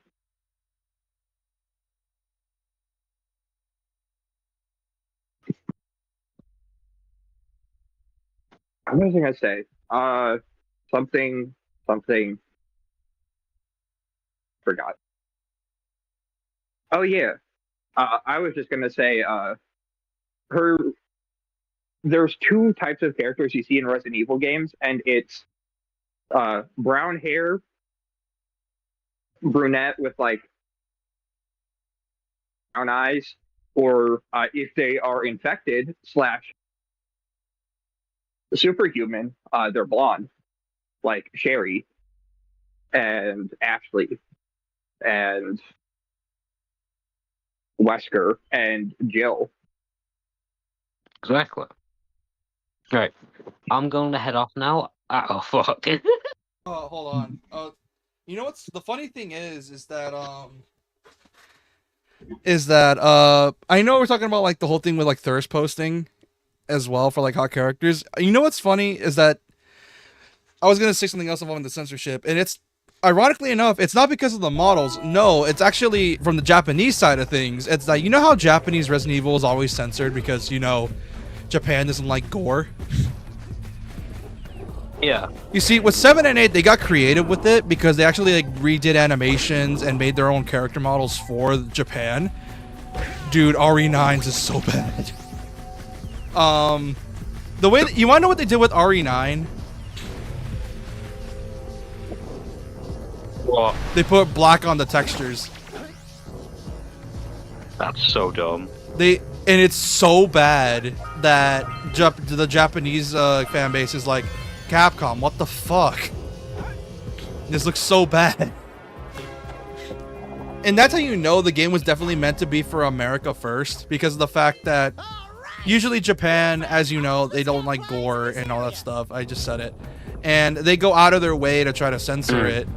But the thing is, though, usually it's the Japan first, and then because America is less strict on gore, they make everything gory for America. In this case, Resi 9 is very obviously meant to be made America first, and then Japan second. So that's probably why the censorship looks so ass. There's also the fact... The thing. Resident Evil has always been America first. there's never been a Japanese dub until like 7, where you get a Japanese dub finally of the game. There's never been a Japanese dub, even in Japan. And I'm going the older now, guys. games, I will you should see you just- later. There's also before you Why? leave, Leon Thirst posting, dude. Ever since the game release, I've been seeing so many edits. Like, Dude, Sam. bro, like it's like what the fuck? I don't think you realize it. There was a Twitter post I found of someone being like, "Why is Leon so hot? Why am I barely realizing he's so hot?" And the best part is she's married and she's like talking to her husband about him because she never shut up. And then this Chad of a hubby was like, he wasn't jealous because she was talking about Leon. No. He was like, "Why are you so surprised? Leon's always been hot." Yeah, he has been. What do you mean he is now? It's just different types of hot for different generations. You I have, think he just has DILF energy now. yeah, that's pretty much it. He in the Resi 2 he was Golden Retriever Twink Boy. Resi 4 is he's Daddy, and then Resi 9 is those like young adult novels for women type. God. You know the type. The originals, you have already. Yeah, if you go off of originals, you also have RE2 original, where Leon is Oh Sweet Summer Child. You know you can't tell a Redfield what to do. You know you can't influence her, and you're also trying to control Ada. You have 2 women who will not listen to you, and you're trying your best. And then Sweet Summer Child. and it's And so then 4, funny. I'm you going have to head off now, guys. I will see you later. It's, yeah. Why? Goodbye. And then in 4 original, you have the Luego, and it's the big cheese, and cocky one-liners, and I've played these games before. I think I'm so cool now. I think the best representation I've heard for a reason why the fan base is so thirsty for him now is that he has the emo boy, sad boy energy where you just want to like run your fingers across his scars type thing beat. That's the best way I've just heard it described, and that's why so many people are fangirling over him, because he has that energy of trauma boy, I can fix him energy. Here's the problem. You can't fix him. Why? Because he's married. Someone already did it before you could. To be Ada, I hope the reason why Ada isn't in the game is there's a DLC, and they reference, "Hey Leon, you have a kid, right?" And it's like, "Yeah, no, Ada couldn't come on this mission because she's too busy taking care of it." Like, you hit Uncharted 4, and it's like, oh, surprise, Nathan has a kid, and also the kid's like 8 already. No, I think it was years later, because the kid was like 16 by the time the end of the game, because the end of the game had their kid playing Crash Bandicoot, and if you're good enough, you're able to win it. Because the reason you couldn't win in Nate's version of it is because the devs intentionally reduce the amount of boxes you can break to get the high score, and you don't get enough boxes until you get to her segment.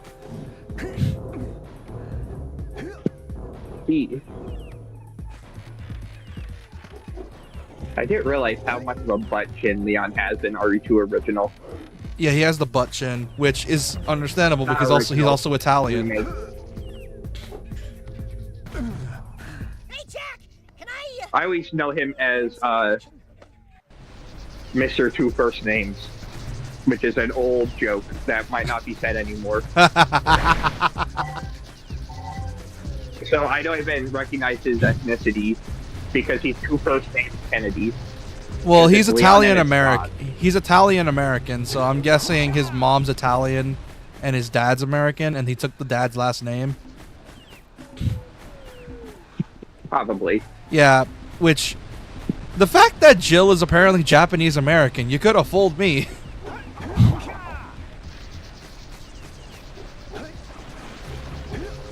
Yeah, their ethnicities are weird. I can see Jill. being Japanese American fairly easy.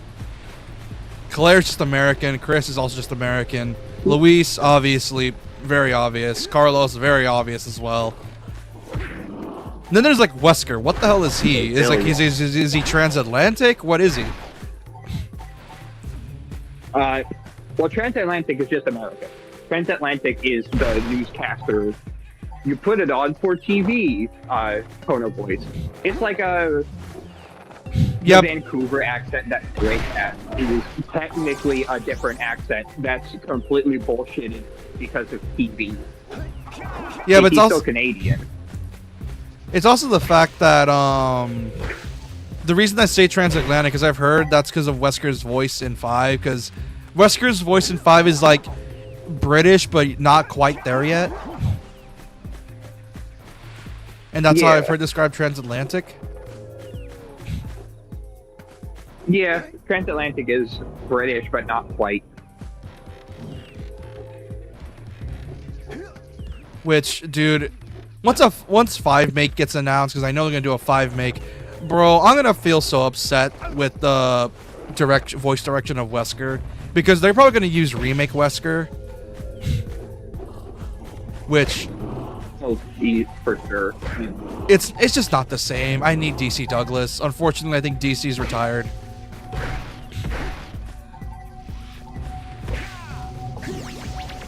Yeah. So either they get a voice director to try to have him imitate DC Douglas, because, like I said, the actor for Wesker in 4-make, he sounds like he's trying to do like this uber menacing deep voice, but it just doesn't work, because that doesn't sound like Wesker. Wesker, like, how do I describe Wesker's voice? Try hardy, if that makes sense. Vineworthy? What? Generic. Try hardy. Oh, try like hardy. He's trying to be a try hard with you. Well, I mean, it's something I haven't said since I was like a sophomore in high school. Well, I mean, he is a bit try-hardy. After all, remember that iconic scene from the Resident Evil director's cut? The iconic Chris, stop it. Chris, stop it. This is my... I listened to that earlier today. Just for lulz. This is my super tyrant. You know what's funny? I made that into a short of comparing the two. During like one of the Resi 1 videos that I made. Dude, that shit still makes me laugh, because it's like... I love how everyone that wants to do that scene, it has to be the original version. It can't be the remake version. The remake version just doesn't work. It's the original version people go for, because it's the funny one. Yeah. That, and it's a perfect time capsule of what voice acting was at the time. And it is an amazingly preserved moment in gaming history that I will never forget now. Because it is. It's hilarious for what it tries to do. It tries so hard to be serious, but it comes off as so goofy because the acting just wasn't there yet, because gaming voice acting wasn't that taken seriously yet. Yeah. And he does a great job with what he's given. This must be a precursor oracle like the sage. It just doesn't help that what he's given is the goofiest shit you've ever seen. Who awakens the oracle? Oh, what the fuck is that voice? One of you has the light within. From before time, Jack and Daxter. Watched and waited for the true hero Oh. to return. Man, Jack and Daxter's so good. I'm trying to get JP to play it for stream tonight. He can emulate it. Oh, I know a port you can try. Did you know there is a port of Jak and Daxter for PC called yeah, that you can recompile, yeah. Yeah, I did, because I was a member of the not a member, but I was into the Jak and Daxter modding scene for a while.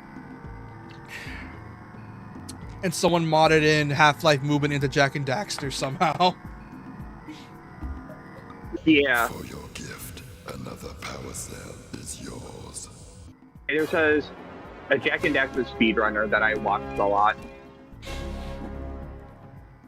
You know what's funny is that imagine if I think I talked with this with a Puro. It would be cool if Sony takes notice of recompiles, and then that's when they realize that wait, we don't have to make an emulator, and we could just do a recompile and make it a tool for developers to remaster their games easier, thus making it easier to make money off of them. We don't have to invest in an emulator. Because the whole point of a recompile is sort of making games run natively on your console.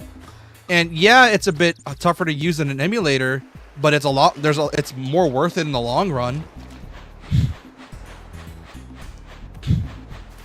Because you get remasters of games that look way better, run way better, and just work better. Why? Because it's running natively from your console. You don't have to work around an emulator and worry about the game running at certain resolutions. Like, I'm pretty sure Jack and Daxter on PS4 and 5 is running at like upscaled 480p to 1080. Because it's very blurry. It is a blurry game. Yeah. I think they might be using the PS3 HD version, but that's a big maybe on that. Well, here's the thing. It's being run via emulator. Myself. So... Yeah, but also, you know how sometimes it's like, hey, this is an emulator, or this is a PS4, PS3 game, and they give you the PS4 version? All the Jack and Daxter games are in a PS4 bundle that you can just get to run on your PS4. I've had it for the better part of like 6 years now. Yeah, which I own all 3 Jack games now. I refuse to get Lost Frontier because it's Lost Frontier. When the hell did you talk with me about Sony noticing recompiles? Oh, no. Oh, not Sony noticing. I said what if Sony noticed it. Basically like saying like if they were to ever notice it, they would use recompiles for the remastering their old stuff. Because if they make the tool, they don't gotta go through the effort of rebuilding the game from the ground up or modifying the game's code. They could just make a tool to run the game and it can be ran natively. Obviously, with stuff like widescreen is not going to be possible because most games back then weren't made for widescreen and that requires more tinkering. But you still have the game preserved and it can run even better. Not only that, if they were to make this for like PS6, for example, it would help with like playing your old discs. Like, oh, you don't need to have an emulator run it. You could just get this recompile and put it in the PS6 so you can run PS1 games through disc. You don't have. Wait, did I not talk? Did I not talk with you about it? I thought I did. Or did I talk about it with Doc and I just confused you? Also, hey, bro. Yeah, I think I'm confusing it. I thought I had the convo. Never mind. I'm also now realizing you've been streaming this whole time. Yeah. I've just kind of joined because I've been saying shit. Yeah, I've been streaming Jack and Daxter the whole time. Which, considering you joined, I was like, oh man, he knows Jack and Daxter. Maybe he can help me out because I'm kind of lost. Because the whole point, I've been fucking around getting precursor orbs. I should still know Jack and Daxter. I used to speedrun it way back in the day on the PS2. I think I may have guessed on myself and think I had this convo with you, Pro. But yeah, that's why I was hoping you would help me out here. Because there's like 3 more. I need like 20 of them, I think. Are you on Misty Island? Because that's the area I know the least. Sandover Village. I'm like at the beginning. Did you go by the... Okay. Scott, I'm realizing this is that's one of the games I have based on muscle memory, so I would have to play through the area in my mind to try and help you. Okay, I'll pause my game and help. I'm playing RE2 makes on hardcore, because I realized I've never actually beaten Leon's hardcore run because I've been lazy and I just keep doing Claire's over and over. But yeah, like where was I with recoms? Yeah, I still fully believe that if Sony and did you, I was gonna say that I've been exploring most of the area over here. God, if this game ever gets a remaster, we need a fucking map. I can't remember where anything is. Oh, then that might not help. I was gonna tell you, did you go up the pathway that would take you to the Blue Eco Guys area, the water place? Because it's by the Yak Yak, the beach area. There's some orbs that go up that way. There's also some orbs on the pathway to... so the orbs that are hard to find. There are some on the pathway steps up to the lava area pathway that you can't go through because I forget her name, but she still needs to finish building the bike. Yeah, There's I need like 20. Orbs, I think. This might be really fast. Okay, I would say go east and go past the guy that wants you to get his Yak Yaks back in the pen. Oh, this guy? Yeah, let me open up stream so I can... I realize I'm doing hand gestures in the air. Yeah, to his right, there should be a pathway up. Just resting my tired bones. I think there's a Yak Yak. those hungry yak cows back into the pen all day. Some strange creatures Oh, tried to Yak steal cows. them earlier. You think you could help an old man and try to get him back into the corral? But yeah, where was I with recoms? Yeah, like I said, I'm hoping Sony or all the first party developers take notice of this, because it would be much easier on them in the long run. Because it's like, oh, why bother trying to build an emulator that takes way more time to monitor and balance when we could just make a tool that makes developers do it for us. Just have the tool be able to run these games on native consoles, and then just have the developers have to remaster it themselves rather than Sony.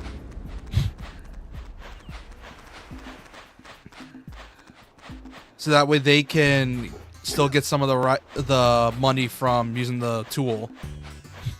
Because I don't know if you know this, I think there's a guy I watch called The Gamers Joint. He does a lot of Kingdom Hearts stuff, but he's been branching out to do like stuff like Jack and Daxter, Ratchet and Clank, that type of stuff.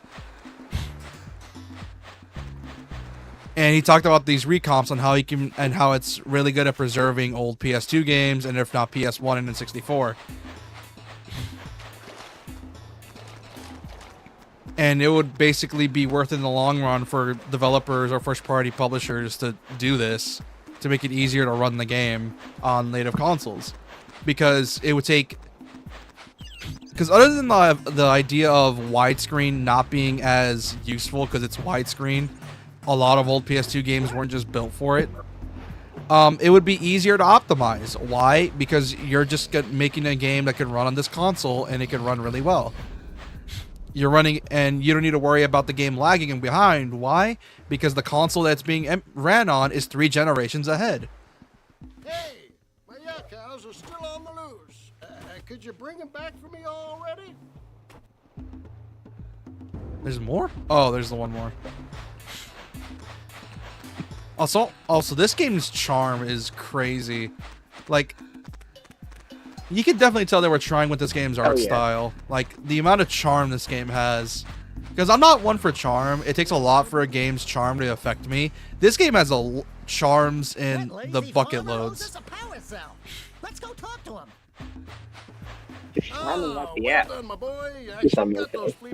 Back when Naughty Dog used to know what charm is. That's not just depression. Yeah.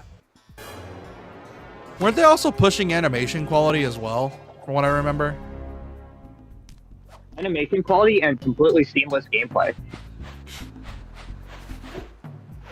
Despite going to the tutorial zone, if you never use travel, there's not a single loading screen. Also, every single character is bouncy, like very bouncy. Oh yeah. Although there is one complaint I have, and it's the way the movement. And no, it's not that it's not responsive. It's just that it feels like it's trying to emulate modern gaming movement. Because you know how we have to have like our bodies realistically turn and shit?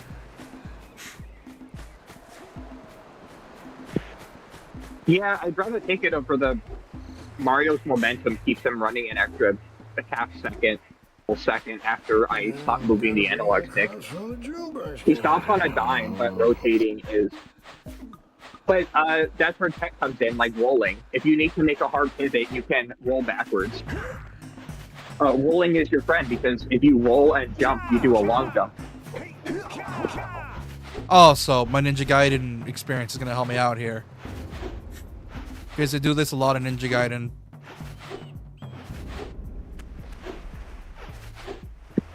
How hard pivoting with rolls and the like. Yeah. The thing is, you get a lot more range from this than in Ninja Gaiden. Because Ninja Gaiden's like, you have an arc and then a roll, and then an arc and then a roll. Well, this is just mostly just a straight line.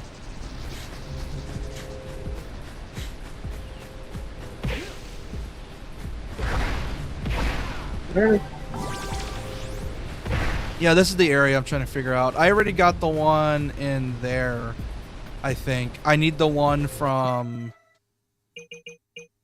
defeat the Dark Eco plant, which I don't know where that is, and to find the blue vent switch. I need 2 more. I need like 20 to fix the thing. A blue vent switch and the Dark Eco plant are the same thing. You defeat the plant to open up the Dark Eco switch.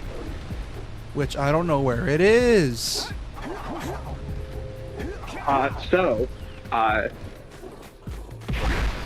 In the forest, there is a broken bridge. And it's like a bunch of, like there's a door on the other side of the chasm that you can't get. If you take Blue Eco over there, because Blue Eco is not only your speed boost and magnetism, but it's also electricity. So it then lifts up the bridge for you. You jump across the bridge, and then you go into like a mini dungeon. Yeah, I unlocked this part. Shit. While you're down there, could you rub my feet? This game has the... I don't know what it is. This game is hard. That or I'm just being dumb. Yeah, then go into the mini dungeon area if you've unlocked it. Yeah, I've unlocked it. I don't know how to describe Jak and Daxter. The Jak series is so weird. Like, how do you go from Jak 1 to Jak 2? It's so weird. It is called GTA 3 came out. Well, I know that, but it's like, why go out of your way to make Jak 2 so edgy? Like, it's edgy in a funny way, but at the same time, it's like, Jesus Christ. It could be both, dude. Yeah, fair point.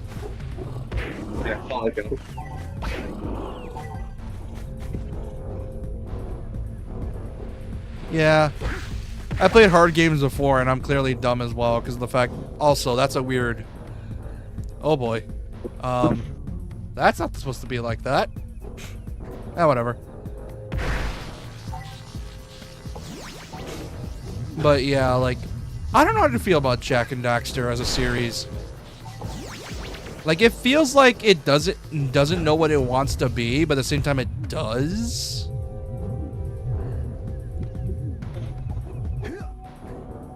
Like, they know what they want to be, they just don't know how to get to the desired result, essentially.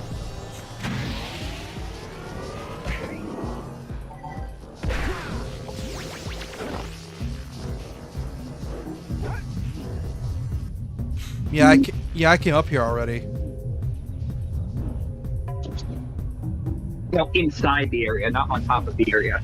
Oh. There's one that's on top, and then there's one that's inside.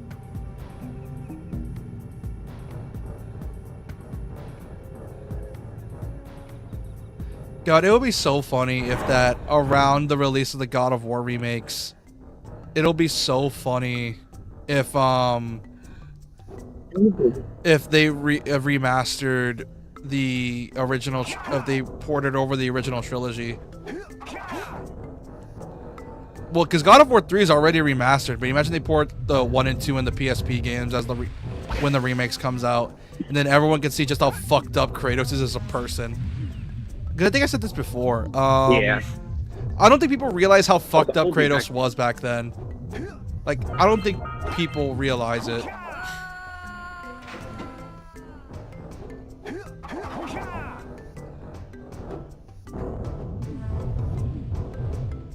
Oh, sorry. Were we? Oh, you're muted.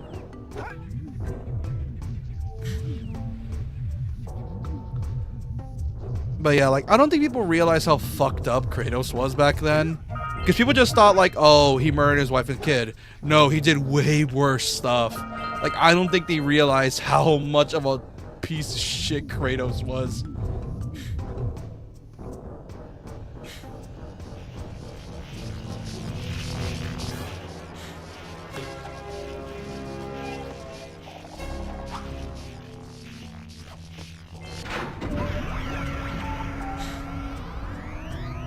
Wow, did you see that?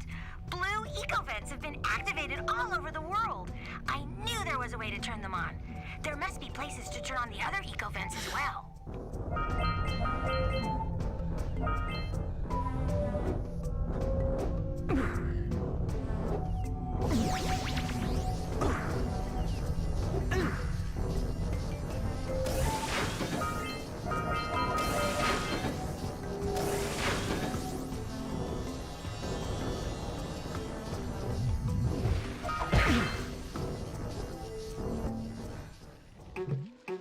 Oh, what the hell?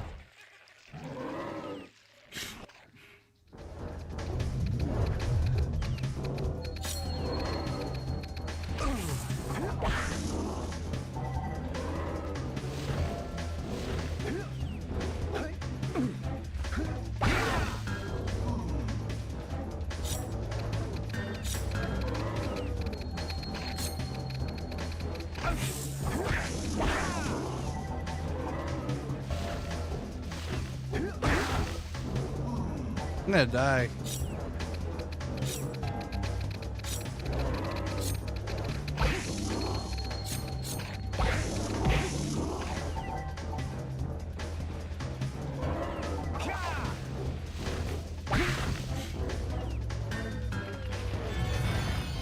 There we go. That's one. And that's 20.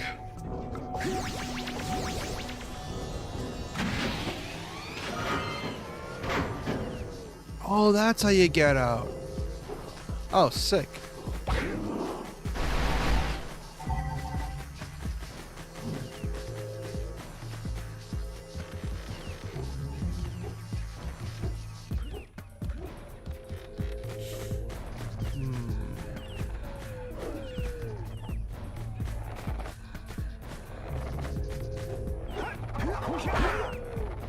Well, that helped me get up there. Never mind. Say goodnight, Jack. Jesus Christ, Daxter. Christ. You know, I think my first exposure to Jack and Daxter, ironically enough, was the Daxter PSP game, which I recommend people play. It is really fun. Like, I've been playing it on my off time out of nostalgia, but yeah, that game is fun. Hello, I'm back. Yes, it is. It's a very good tie-in between 1 and 2. Unlike Lost Frontier. Good. You've collected enough power cells to fuel my Yeah, shield. well, Last Frontier doesn't count, Maybe by the because entrance to the Last fire Frontier cannon, isn't real. by It was climbing the a cliff mass behind the hallucination. farmer's house. Bring the power cells. You know what's funny is that out of all the games Bluepoint could have remastered before they were shut down, they could have remastered Jack or remade Jack and Daxter, the first one. Oh. Yeah, I know.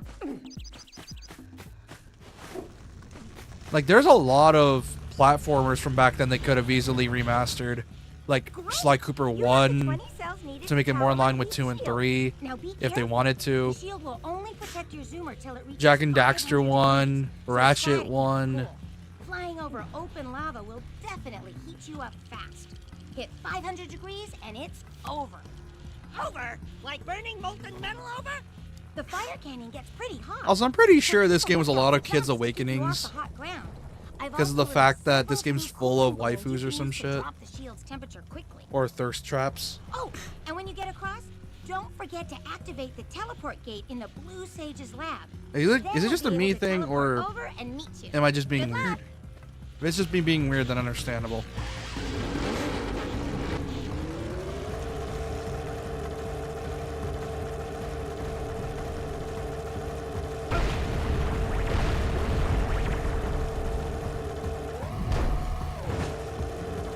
See if we can catch air off those workers.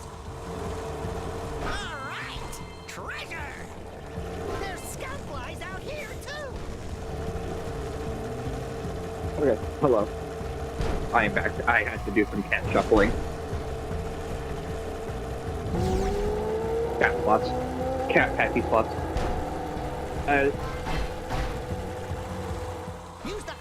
Depends on what you're into, but almost all of the Jak games have like a character that vibes with someone. Because you have Jak 1, I was quite fond of the mechanic lady. She's cool. And then in Jak 2, you have the mercenary lady. Who may or may not die. I don't know. Then there's Daxter. I remember the plot of 2. Then there's Daxter, which, Jesus Christ, lady. Yeah, Daxter and his wife, who is a human, that's just really into whatever Daxter's race is. I can't say it's actual race because that's spoilers. And Oxel. Yes. I was gonna say he has a more specific name, but that's spoilers for the third game. I can spoil it if you guys care or not. You know what's funny is that I've seen some people go ham on like Jak and Daxter lore, and I'm like, is that game's lore really that crazy? Oh, the lore's great. It has, I think, my favorite version and the best version of a time loop time paradox being very well explained. Would you like me to give you a TLDR of the Jak and Daxter plot? Yeah. Full spoilers? Yeah. It's a time loop. Warning to everyone who cares about the Jak and Daxter timeline.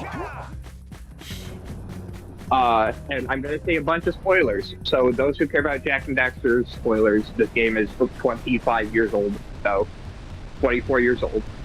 Came out in 2002, I think. 2001, I think. I'm pretty sure it's 2001.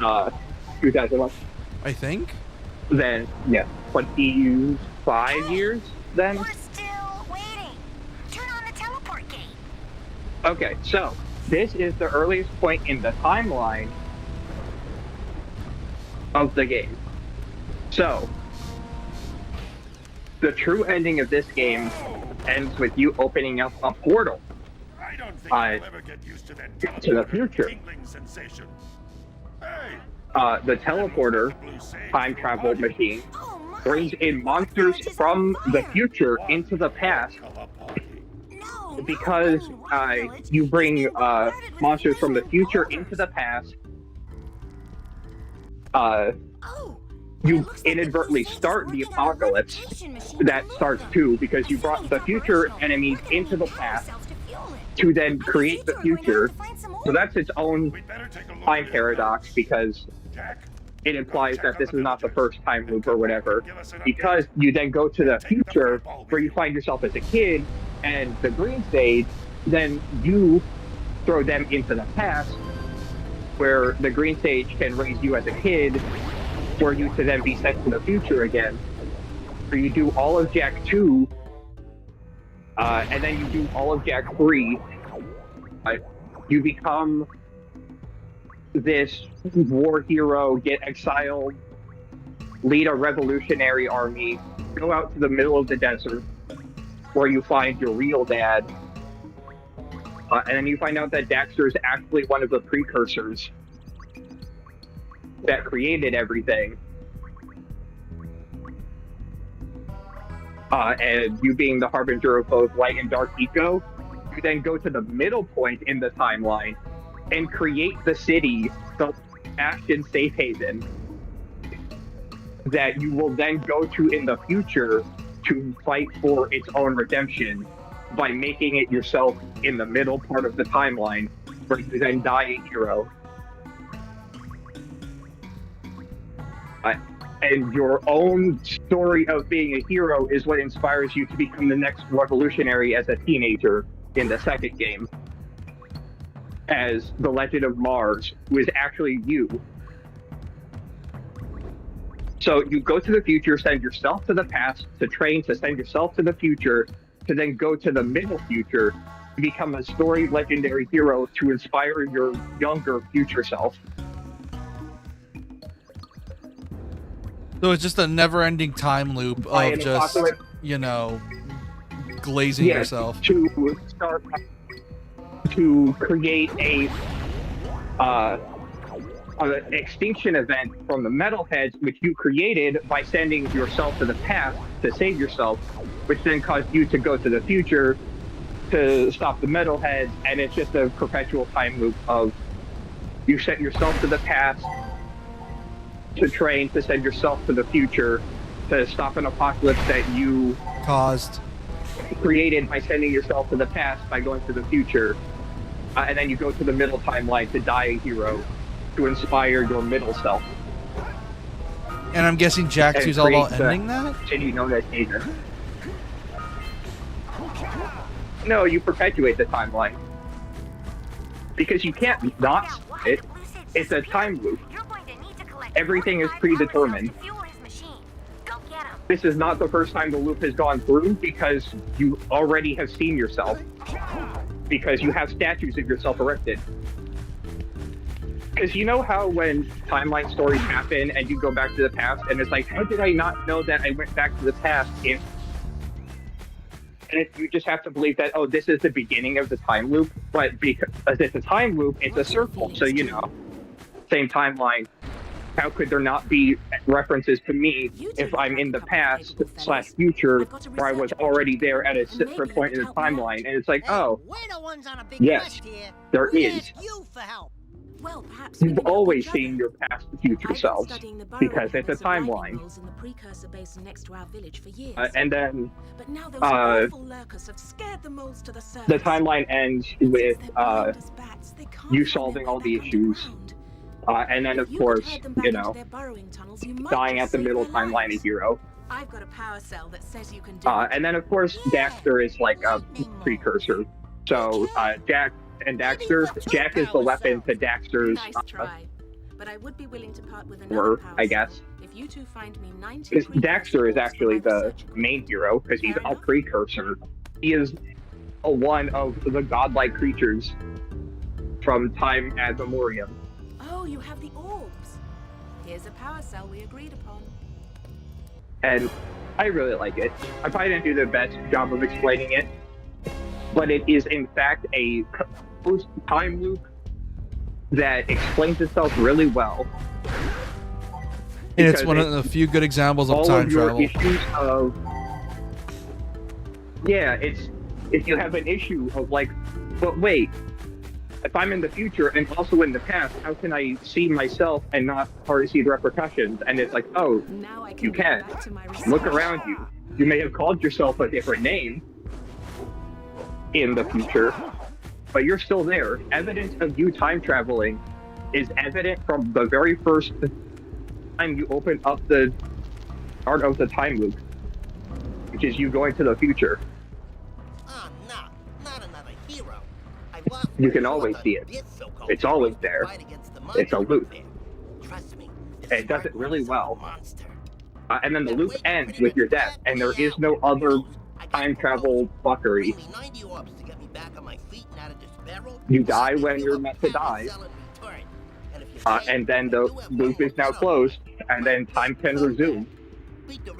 And you do appear at multiple times throughout history, but When you're dead, it's done. The world is complete. And then New Frontiers exists, and I don't actually know what happens in New Frontiers. Because I have struck it from my brain, and it doesn't exist. Lost Frontiers, who cares? Yeah, because, like, from what I heard with Lost Frontiers, the main... I think one of the main complaints I heard with Lost Frontiers is that it fucks up the character motivations and the way they act. Basically just character assassinates Jack and does this stupid romance thing that I hate when a story does that. I mean, it's always implied that Jack was going to get with Kira. But for some reason, Lost Frontier does that stupid thing.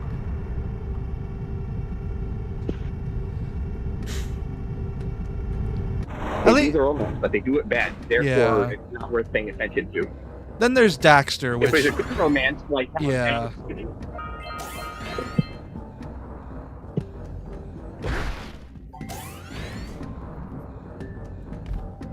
Which I think I know why I like Daxter way more. It's because the writer actually knows what he's doing. And why does he know what he's doing? Because it's the actual writer from Jak and Daxter 1, 2, and 3. Nope. So no wonder Daxter acts like this. It's because he's always acted like this. And because it's meant to be a prequel Jak 2, the interquel, if we're really getting serious, specific about it. Yeah. Also, the reason why Jak is so different from 1 to 2 is he got tortured. Jak 2, GTA 3 came out, but also, yeah, he's been tortured for like 6 years. I think it is. I thought it was 2. It might be 2. I might be thinking about a different time jump.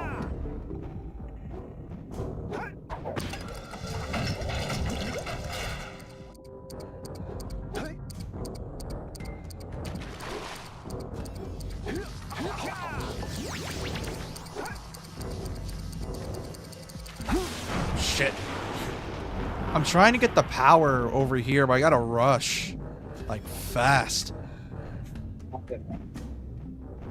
I can help in a second. I cut my thumb, so that's why I've been not talking, being here. Yeah. So far, I'm having a lot of fun with this game. I can see why people love it. The game's great. Hard though. And 2 is even harder because it has gunplay. And it expects you to actually know the tech with the guns. If you play it like a third-person shooter, you're going to have a bad time. Yeah, I play it like it's a CAG. That's the way I play it.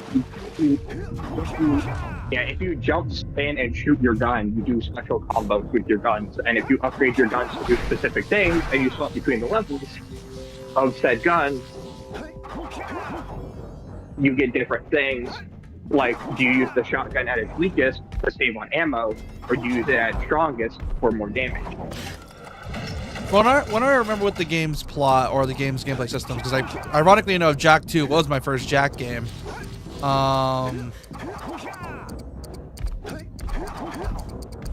The way I did it was that I looked up the tech beforehand, because I remember seeing videos talking about Jak 2's difficulty. Because people were like, oh, Jak 2 is easy. All you do is jump and press circle. And apparently it's like, no, you don't. And then some people were like trying to justify it, saying, press circle and then wait. Yeah, like some the gun button. And then there's like some and people. You can cheese that way for most of the game. It's also kind of boring playing like that. You could cheese that way. Yeah. Also, if you do that constantly, it's kind of boring. But also, when you actually have to be tactical in certain missions, there's a very infamous escort sequence where you don't get a single checkpoint the entire thing, and you have to take care of 3 guys who insist on getting themselves killed.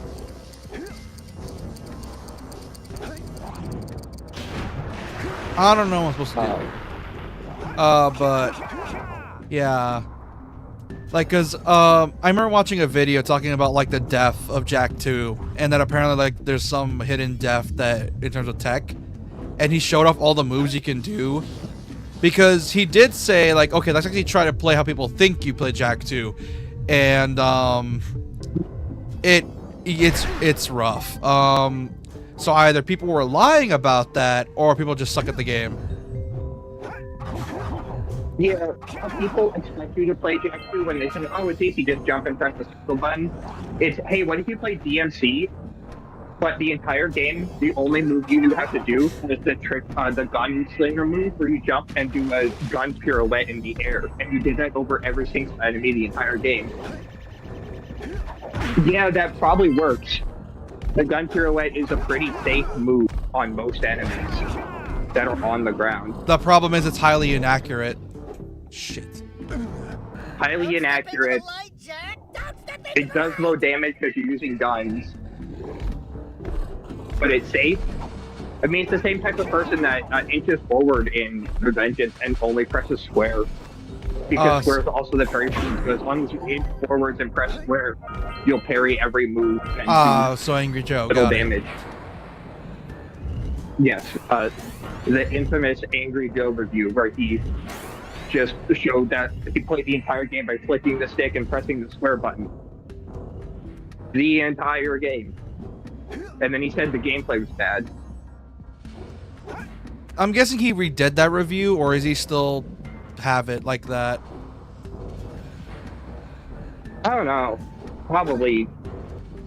He's also the same type of person that doesn't understand that games can be replayed, because he also has the Ground Zeroes review for its. He says the game is 4 hours, and he does the infographic, and it's like, okay. Oh, the infamous 4 hours. Yes, I know about that. Is the I can understand kind of the 4 hours argument, but that's only if the game's not replayable. If it's 4 hours, but there's a lot more replayability, then that 4 hours can easily turn into 20. I was gonna say, it's Metal Gear. He's complaining that you can beat Metal Gear Ground Zeroes in 4 hours and do all of the missions once in 4 hours. And it's like, okay, now play them on their harder difficulties. And it's like, yeah, sure, Ground Zeroes is short. So is every single Metal Gear game. That's more of the fact that all of the cutscenes are now in cassette tape, and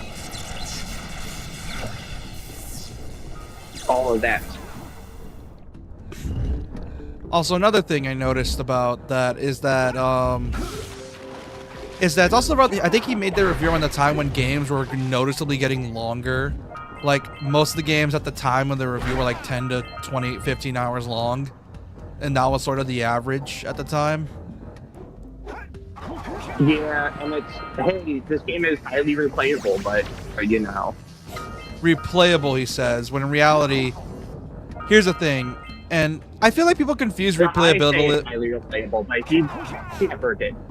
I find replayability weird in games, because when some people play replayable, I gotta ask what type of replayable. Is it like Dark Souls replayable, where the game's like 20 hours, but you're able to make a variety of builds replayable?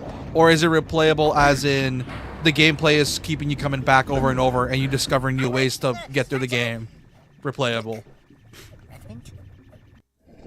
Well, it's Metal Gear, so more on the gameplay. The game is just fun to play.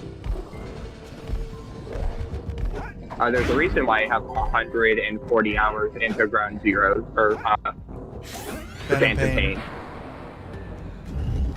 And it's the game's just that fun to keep replaying the same missions over and over and over and over again. Not only that, it has both kinds of replayability too. It's long as hell, but the gameplay is so fun that you're able to just keep replaying them over and over and over again, despite the game being like, what, 50 hours for the entire game? Yeah. So it's two types of replayability. It's the, you have a variety of ways to do missions, and also the game has enough of a length that you have so much meat to dig into. So it's both kinds, essentially. The problem is, I Yeah. feel like that's the type of game replayability everyone wants. Not the, oh, the gameplay is so good, I'll keep replaying. It's the, what's the content I want to replay over and over. Which is, people are confusing for replayability, which is why I shit on Last of Us fans most of the time. Because they don't know replayability, minus you, because you actually managed to find cool shit about it. Whereas most people play it because, oh, I like the game's plot, even though I've seen the plot a bajillion times. Because I'm going to say this, and I'm probably going to piss people off. Just because a plot is amazing doesn't mean it warrants 10 playthroughs or replays. Because seeing the same plot over and over as obviously gets boring. Because you know everything, how everything works, and all that stuff. Preferably you want both amazing gameplay and an amazing plot. But if you only have the amazing plot, it's only going to warrant like maybe 2 to 3 playthroughs just to fully understand and digest the plot. But if there's no actual gameplay improvements, I'm not touching it. The only reason I played Last of Us is it's like, oh, I get to kick the shit in Uncharted style out of these dudes. But then I replay it again and I'm like, wow, this game is... it's something. Yeah. It is a game that... much a... it's a 2 to 3 playthrough game. Something to... Yeah, I can play through it, but also I'm not watching the cutscenes every time. I'm skipping 90% of them. Which I know sounds like blasphemy for a game like Last of Us, but at the same time, people play games to, you know, play the gameplay. If you already know the plot, then why bother watching it again unless you want to experience that specific moment again? Which, if you speedrun the game, you can easily get back to that moment. Yeah. I play The Last of Us and speedrun it because I think the gameplay is fun to be able to master shoot in leg, run over, grab, shoot, dumb, or use as a human shield. Or in the second game, that game kind of asks, but it has some cool stuff in it. Unfortunately, it doesn't let you play said cool stuff. Like, hey, if you're being chased by zombies, you can grab a zombie. Or hell, even in the first game, I think this might only be in the part 1 version, but, like, hey, did you know that pizza smell makes pizza thinking? But no, actually though, what was I trying to say? There's some tech that you can do that 90% of people are going to be like, what? Why? And it's because it's cool. There's some things under the hood that aren't the plot.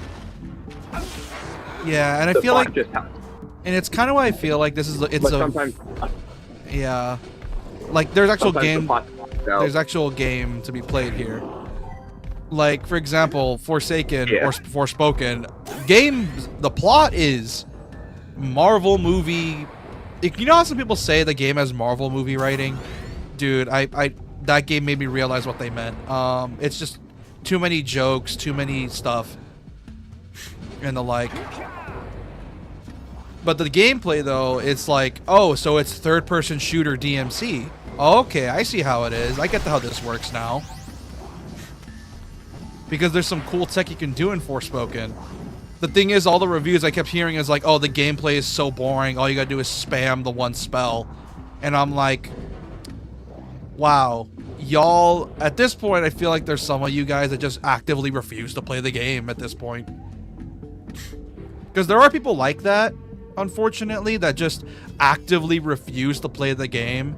And it's why Souls games exist, because it's forcing people to actually interact with the game for once and realize that games are meant to be played.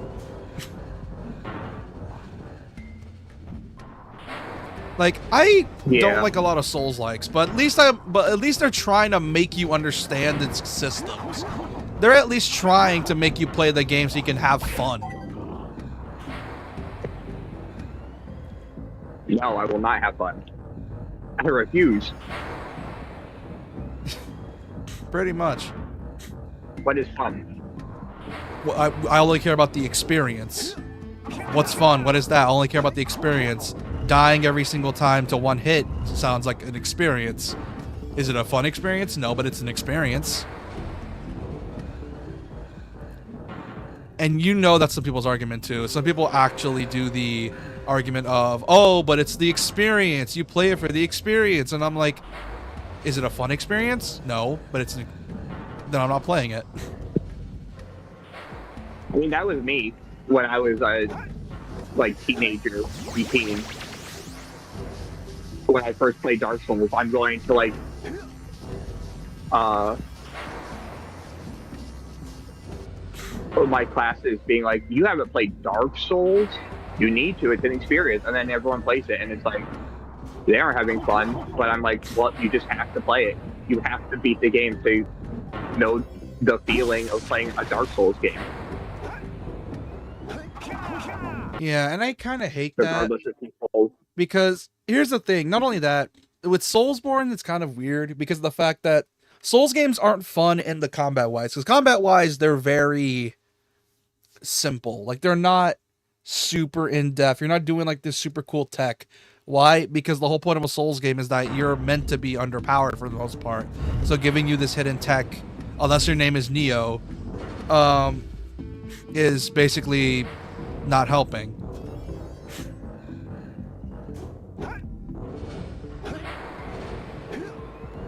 And it's why a lot of the fun in Souls games comes from exploring. A lot of the best Souls games, like, remember how we talk about the whole two camps for Souls games? There's the gameplay side of things and the level design type of Souls games.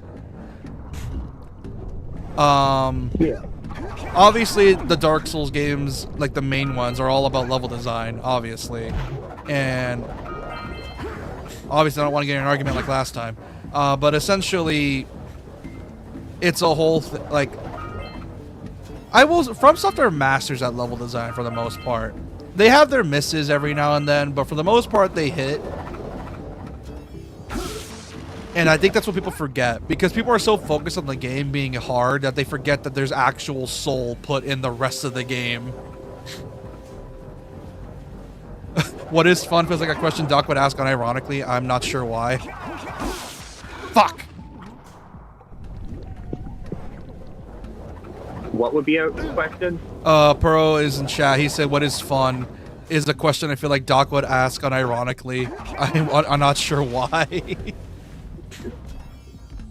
Oh, fair enough.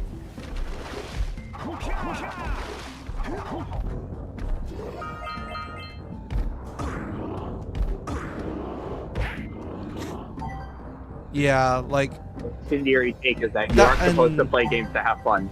You're supposed to play video games for bragging rights, because apparently that's a thing that people care about. Rights. Don't come to me with your $20 haircut. Come back to me when you beat Dark Souls, blindfolded with the Donkey Kong bongos at Soul Level 1. I hate those people in the community. And then I'll glance in your direction. They really give the Souls community a bad name. And they probably... From Software Masters level design made thinks the various prisons... That's the whole point! They're meant to make you suffer! That's the fun! It looks like those things need a blue eco charge. That's the fun of FromSoft's Poison Swamps. They're meant to be annoying. Fuck! Actually, they aren't meant to be annoying. It's, Miyazaki has stated it. He just really actually just likes swamps. Okay, so basically just being a dick about it. Got it. Which, at this point we can all agree that Souls games are made by people that have sadistic tendencies they need to let out. You know it's true. I mean, yeah. Sadistic or masochistic. if you want to go the they like to be hurt way. Well, here's the thing. Masochistic would imply they want to play the game to feel pain. Is that not why you play Dark Souls? All those things charged at once. Is to feel pain? Shit. Step 1, stay alive. Step 2, think about not doing something like that again.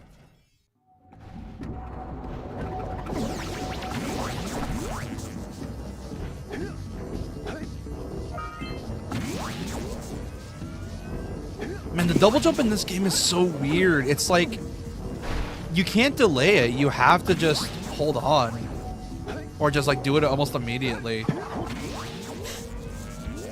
Yeah. That's also why the high jump is a thing that exists as well on top of it. If there's one thing this game can do from a Hold remake, down it's the L1. responsiveness for like certain moves. Yeah. Because movement is fine. It's just that when I want to do a move, it doesn't do it when I want it to. Because I gotta like wait a bit before I can register the move. And it's kind of annoying.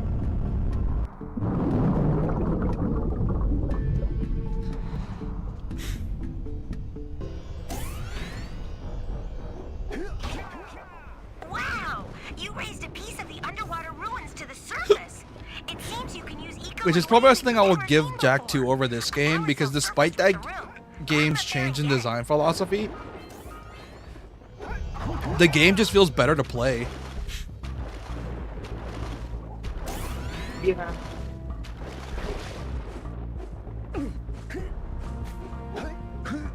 And that's even with the shitty emulator that they used before they got their new one.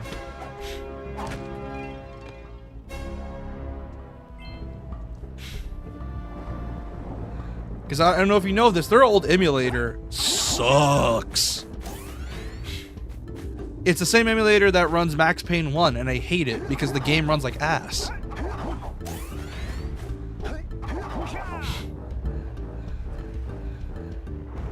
Because I don't know if you know this, you can buy the original Max Payne on the PSN store, and I hate that port. At the same time, I'm too lazy to try to jerry-rig Max Payne on PC because it's a pain in the ass.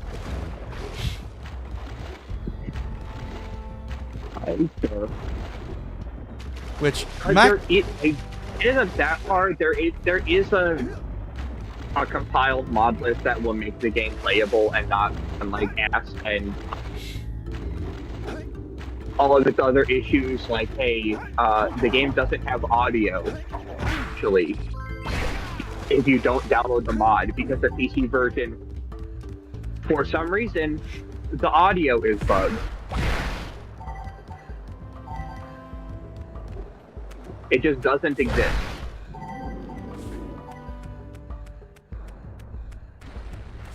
I have a weird feeling And that that's just so weird. I have a weird feeling that a lot of Remedy's games have suffered from technical issues for years. Whoa, yeah. Like, even with Max Payne 1, I'm betting there were melting PCs. Here's the power cell, I promise. Yeah. The PS2 port, it may be not the greatest, but it's a miracle it even exists. Pretty much. It's one of those miracle things. Like, there's a shit ton of loading screens, but hey, at least people on console can play it. Also, the shotgun is the most busted weapon in the PS2 version because the auto aim is so forgiving.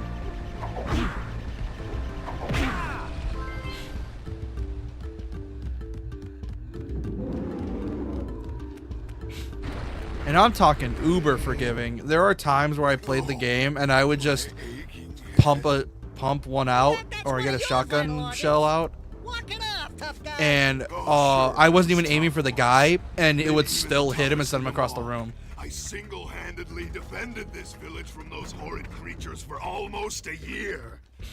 Then that horrible monster arrived and commenced the boulder bombardment. So, full of valor, armor shining in the sun, I climbed the hill to take him on. Maybe it's an unpopular opinion, but I don't actually mind PS2 games that have just tons of loading screens. Like, I still think one of the best ways to play After my last stunning failure, he Deus sealed the Ex passageway is to the his first conspiracy with a 30-ton bolt, PS2 port. leaving no way for Yeah. anyone to challenge him again. It simplifies the layout. Our sage, And a master of blue it's a evil, ton of loading and a screens, mechanical but it's still genius a good way devised a to play. machine capable of lifting the boulder out of the way. But alas, he disappeared before we had a chance to turn it on. And he took all of his power cells with him. At least I was able to pull enough pontoons out of our bridge to prevent that monster from coming down here to do me harm. Yeah, good job, tough guy. But we're gonna need you to put him back and stuff. Oh, sure. And seal my doom? All right. Fine. Bring me 90 precursor orbs and I'll end the party. I remember this. I still find it funny that I'm not going to that fight the that monster dialogue is trying to like give you mission objectives in the cutscenes. Because this was at that time where we didn't have like the text boxes come in and explain your objective. So it's like we need to explain this to the player. How do we do it? Just say in the cutscene what they need to do. Which has its charm. I mean, Metal Gear does that all the time. Before 5, of course. But there is a point where it just feels like they're kind of just like, we're just getting lazy with it.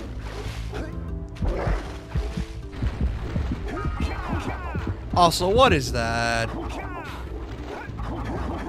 Oh no. The lake lurker. Is it the tiger lurker or the lake lurker? I always forget what he's called.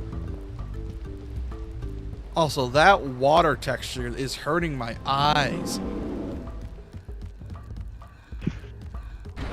It also isn't helping that it's also a rainy weather thing too on top of it. Yeah. Sometimes you just can't win.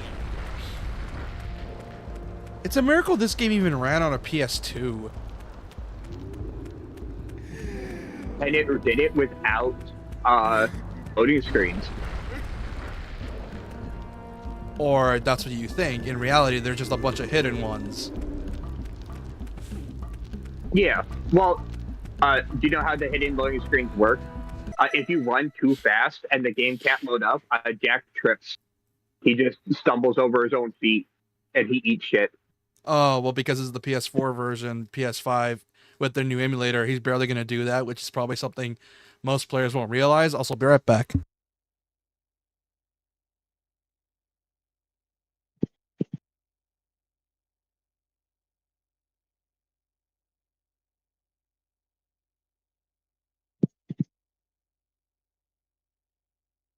It's just you and me, chat. The chat that I can't read because my phone is on the other side of the room. I put it there when I cut my finger really bad and I was bandaging it.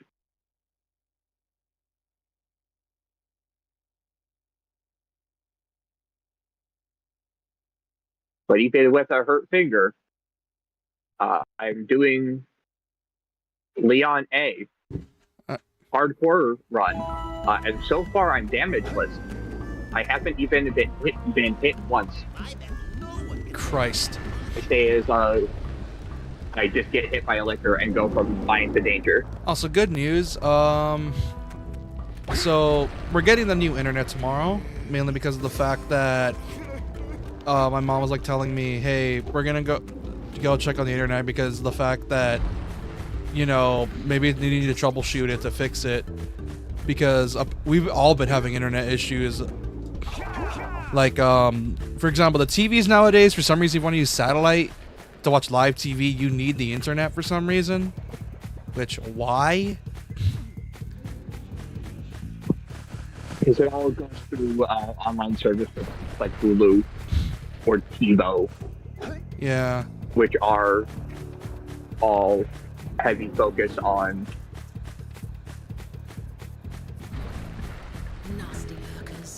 Pretty much. Yeah. And we're gonna go replace it, hopefully. If it's not working right, then we're just gonna replace it. For it has twisted the fate I think I did that. But that's if it's not working. So hopefully we get the new one. Hopefully. Because the reason we haven't gotten the new one yet is because we need to move first. So hopefully they'll just give us the new one, because obviously my internet's, as you know, my internet's been having issues.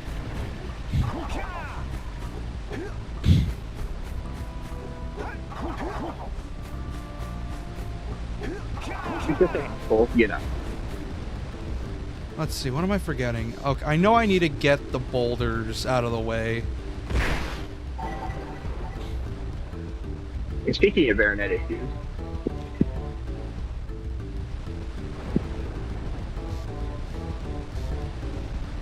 you decided to ship the bed just then. Me? Or... What's the last thing you were missing? I was gonna say that... that we might be able to get the new box. The only reason we haven't gotten the new internet yet is because we need to move, which we haven't been able to move for a bit. So we're gonna try to replace it. Yeah, I got that part. I just wondered if you were saying something about Jack and Daxter, or if I was imagining something. I'm just trying to figure out where I'm supposed to go. I'm trying to get rid of the boulders somehow. Oh, the boss. Oh, I went the wrong You way. have to, Shit.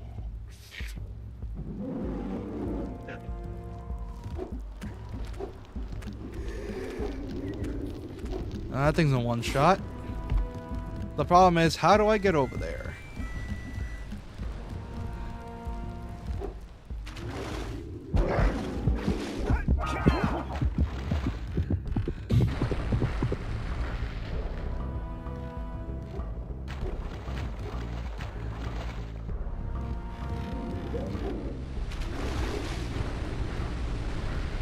Oh boy.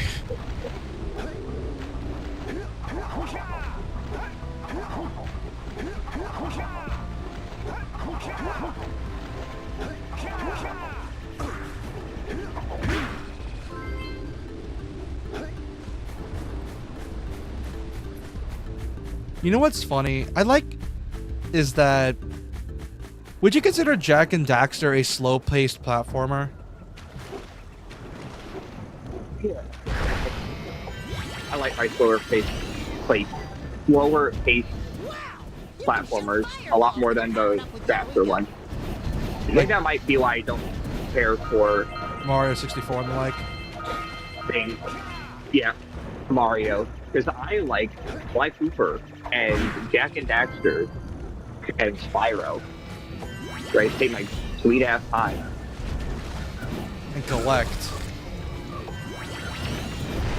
Yeah.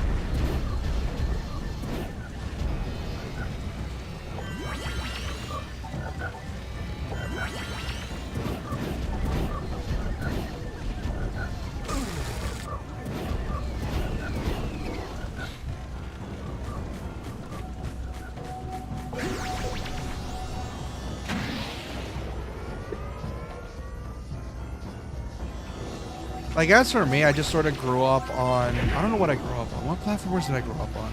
Oh yeah, stuff like Lego Batman and like, which...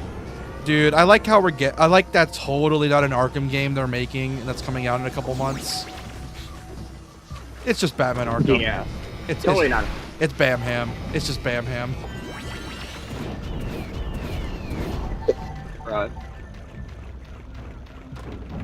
New audience. It's Bamham for kids. Bamham for kids. Introduce your kids to Bamham. Witness man's also, you know how entire we were legacy. About Witness man and his legacy. But you know how we were talking about how some games are kind of built for people to prove that they're better than other people? Yeah. Resident Evil kind of has that issues with people that want the knife only. Because I'm about to brag to you guys. I beat William Birkin just now on hardcore, knife only, with an asterisk. I did use 2 grenades.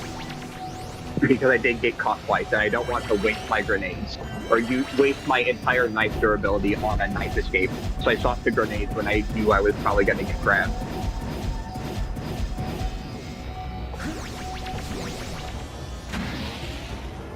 That checks out. Which, dude, RE9 is definitely possible to do knife-only runs. So I discovered that they gave Grace a bunch of moves she can do with the knife, and it's impressive.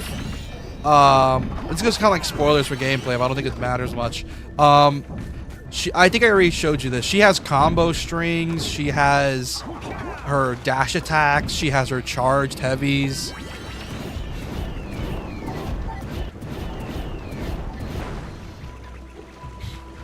So basically, they're really encouraging knife-only runs because they've made it very much possible to do knife-only. Like, it is very possible to do knife-only in 9.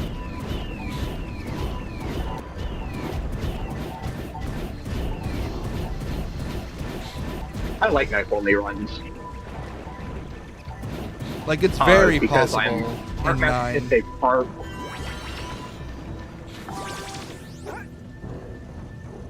We should shoot those big boulders holding the. It's not knife. I hate myself just a little bit. Why? What happened? Why? What happened? Oh, for using the grenades? No, I'm just saying. No, I hate myself just a little bit because I do attempt knife-only runs. Well, I mean, that's what I'm saying. I hate myself just a little bit. Well, I mean, if you attempt them. Well, I mean, you have to hate yourself to do knife-only, because only people that hate themselves would do knife-only runs.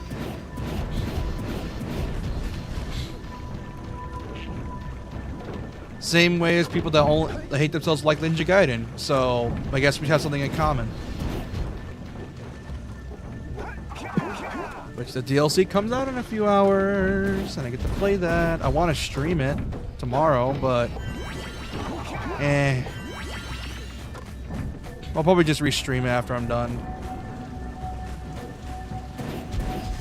Which, oh yeah, now that all the Legacy of Kain games got remastered, I really need to get into doing Blood Omen 1 and 2. Because I skipped Blood Omen 1 and 2 and went straight into Soul Reaver, because that's the one everyone knows.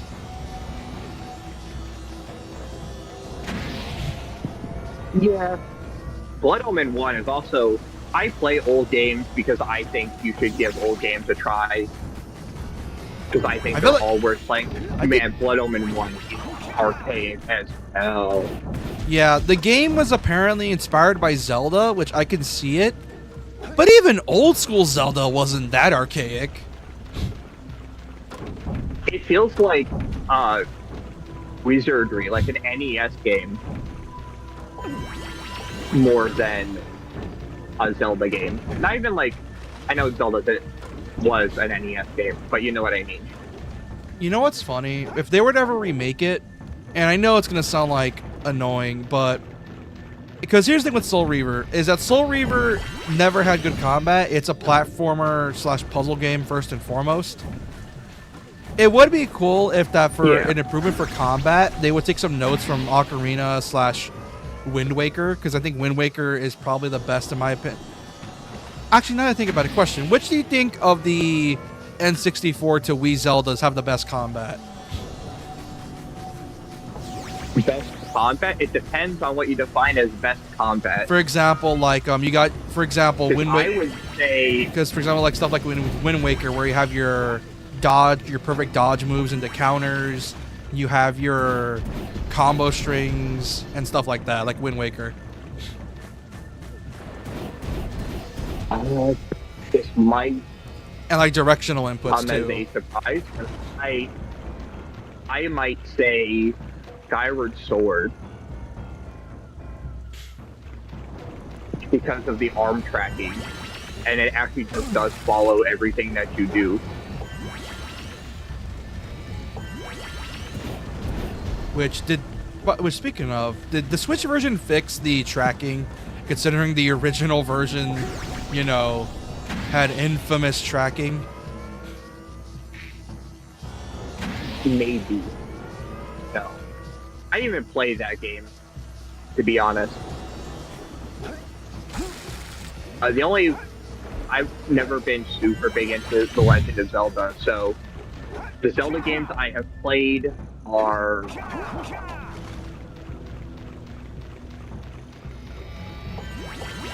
I don't have lots for this stuff. I think I actually... I mismanaged my inventory because I forgot to install the doubles in space when you put the stock on it. Oh, so speaking of Matilda, RE9, the Matilda's in RE9. Who would have thought? Who would have thought that Leon's iconic gun is in Leon's most likely final game? It'll be so funny if that's actually his final game, and he retires and then does the. I will note that Wind Waker was GameCube, not NES. Where you're asking is Zelda in general, not just NES. As for my vote, I say Twilight Princess, both as a human, as a wolf. Okay, that's what I was sort of going for. I was like, I meant to be specifying like N64 to Wii because of the fact that it's the ones that had an emphasis on the Z targeting and the whole thing that Aaron from Game Grumps hates, which is the place item in here type thing. You know him. I remember he made a joke about that, actually. That's where I get some of my humor from, where in when I'm writing a script, is that when he made that Ocarina of Time video, he talked about it, and he was basically like, I am shitting on Ocarina of Time. I am going to get crucified. Because he will. Yeah. I love Ocarina of Time, but yeah. It isn't... It's iconic of the Messiah that everyone sees it as. It's iconic for its own reasons. Like, it's not bad, but at the same time, it's also literally first of its kind. So, and that's what you also got to remember as well, is that, yeah, it was a great first of its kind game. It's still a first of its kind that could still use improvements. And I'm just thinking to myself, what if Blood Omen and Soul Reaver had remakes, but then had Zelda Z targeting? Because Soul Reaver does have Z targeting, but how do you describe this? It feels like I'm playing Yakuza, because you have your command inputs and your Yakuza-styled movement. Like, for example, R1 is your lock on, and then square is your melees. You also have, like, directional inputs. Like, if you do, like, forward plus X, Raziel does a, like, lunging attack where he swipes in the air. Yeah, it's hella overrated, 100%. It's just the fact that, like I said, the only reason people give it the hype is because it's a great first kind of its game. It's the first of its kind game, obviously. It's a really good first attempt, but like I said, it's you can use improvements. Why do you think, as the games went on, Nintendo kept improving the Z targeting as time went on? They invented Z targeting. Which, if I were to pick something that wasn't Skyward Sword, I picked Skyward Sword because it's based on if you're skilled enough. The game can be as good as you are, and you master the movement, the motion controls. Yeah. But if I were to pick something that wasn't that, then I would probably say Twilight Princess. Just because you have two separate gameplay styles that are both fun. You get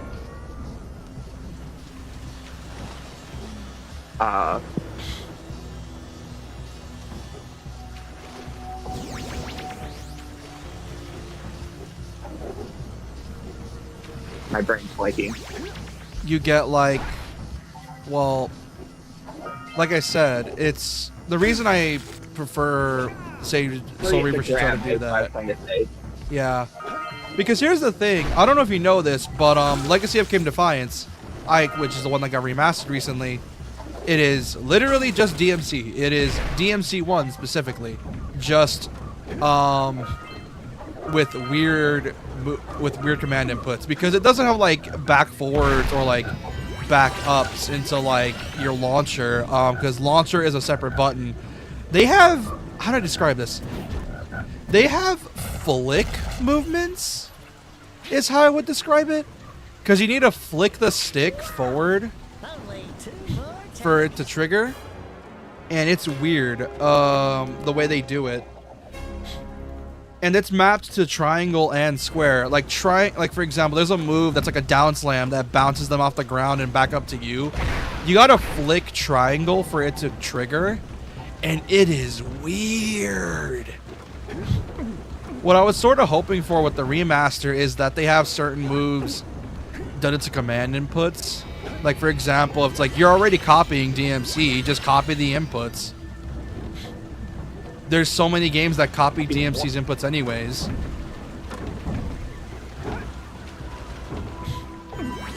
No one's going to be upset if you copy DMC more. Actually, people will praise you for that. Why? Because the DMC fan base is starving right now. So they would praise you for this. There's a reason why you talk to me about, man, this character action game could be better. And I'm like, I probably won't like it because it isn't DMC enough.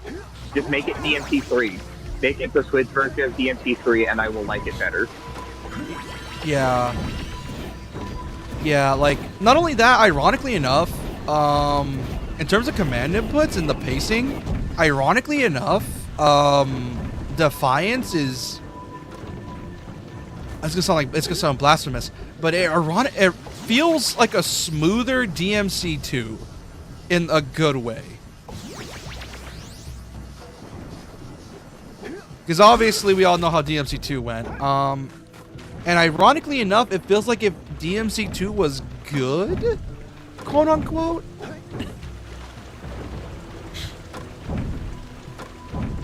Because we also got to remember where it came out. It came out around the time of DMC 2, and every game was trying to copy DMC, so it made sense. But DMC 2 best game ever. The downside DMC is that 2 best game. the downside is that Defiance has the DMC 5 issue, where if you want to know the full story, which considering the whole point of Legacy of Kain is that it's meant to be this one giant Shakespearean epic, you kind of need to play the games for the plot. Because those games' plots are amazing. Unfortunately, if you want to get the full plot, it requires playing Blood Omen, Blood Omen 2 to a point, Soul Reaver 2, and then Defiance. There's a reason it's considered iconic. It's one of the franchises to do ongoing storylines in gaming first, or at least in such a way. Because every game had a cliffhanger. Soul Reaver 1 had a cliffhanger, Soul Reaver 2 had a cliffhanger, and then Defiance ended the plot for Raziel. Unfortunately, they had one more game in them, but that got canceled, and that was called Dark Prophecy. And Dark Prophecy was essentially this canceled game that they were working on, and they barely had a playable build for it. And what ended up happening is that obviously the devs got shut down, and I don't think the devs exist anymore. So when they reported the remaster, and when the remaster, like Silicon Knights, I don't think they exist no more. I haven't heard that name in ages, so I don't think so. Yeah, is it Silicon Knights, or am I confusing it for another company? But yeah, there was 2 dev studios that worked on the Legacy of Kain games. There was Silicon Knights and Eidos Montreal. Or Eidos Interactive. No, Eidos Montreal doesn't. Eidos Montreal doesn't exist anymore, I'm pretty sure. No, Eidos is still around. They made Tomb Raider and the modern Tomb Raider games, and they're currently working on the new Tomb Raider game. Specifically Montreal, I mean. Oh, Montreal. Yeah, I don't think that Montreal exists anymore, but Eidos as a developer still exists. Because Eidos Montreal used to be the Deus Ex prequel.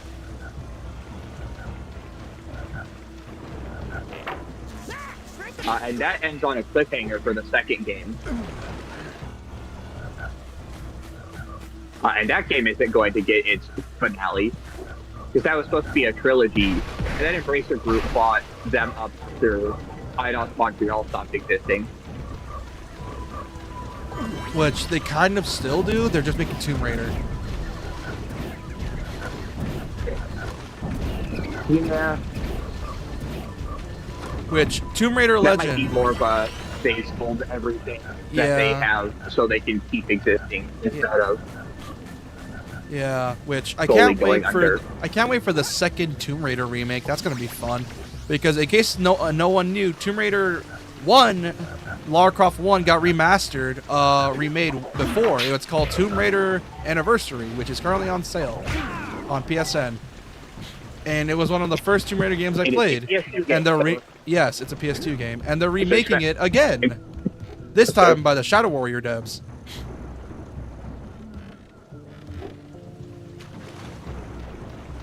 Yes, Flying Wild Hog. Flying Wild Hog is working on the game. Yes. It's one of the. It's this weird. Forgot that was their. Yeah, Flying Wild Hog is their actual name. Hey, there's the flip flap. I love those forgot. guys. They are the American Platinum games for me. Because they make the weirdest shit that doesn't sell.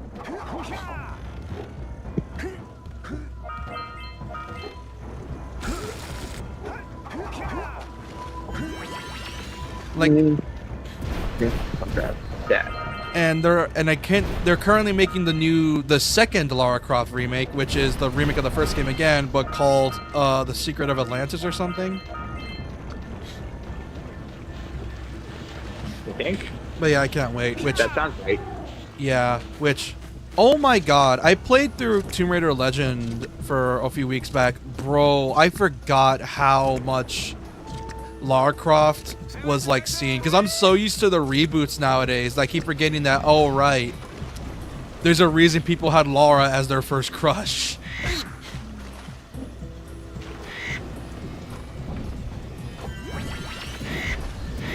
Yeah. And I keep forgetting that. Then I realized that, oh right, I forget. This was the same person that was like, oh, insert this code to, you know, see Lara. Yeah. Yeah. Insert this code to make her nude, and then they added that into one of the later games. And you know what the nude code did when you put it into the game? It destroys Lara. It blows her up. Yeah. It exploded. Yeah, you do the backflip and she lands it, and it's like, you end it with a backflip, and then she lands the backflip and fucking explodes. Yeah, which I want to. Yeah, like I want to try playing Tomb Raider Legend. I'm afraid of getting banned because, dude, they had no chill with Lara's outfits in that game. What doesn't help is that this was made after the movies, the ones with Angelina Jolie, which great actor or actress. But goddamn, I'm pretty sure that movie made people, because I'm pretty sure that movie affected Lara's image, and because of that, they based her personality more off movie Lara than the game Lara.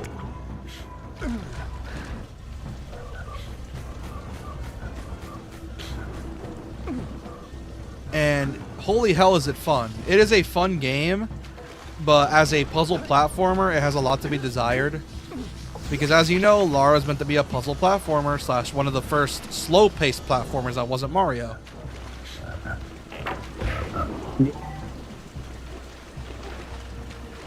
She is also a first-of-its-kind game. Where you have, unless you knew about Super Metroid, because, you know, the whole thing with her being one of the first women in gaming, Lara Croft was one of the first well-known female protagonists in gaming. Minus Samus, but that's because Samus, you needed to actually, like, do speedrun tricks to get hers. Yeah. Beat the game in, what was it? Like 3 hours? A Pearl, 2 hours? Yeah, a Pearl, Actually, what no, was... this is I was gonna ask... the NES. Oh, sorry. That was like 2.5 hours before I was here. So Yeah, he can he answer. plays more Metroid than me, so he probably knows. For Dread, I know it's a certain time. I played Zero Mission once, and that's about it. And I played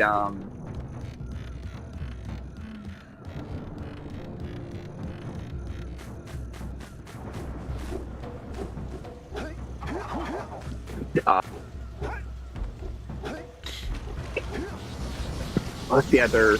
I played the Wii one, and I hated it. Other M, you mean? No, the first-person shooter one. Oh, Prime 3. Where you have to leave. Yeah.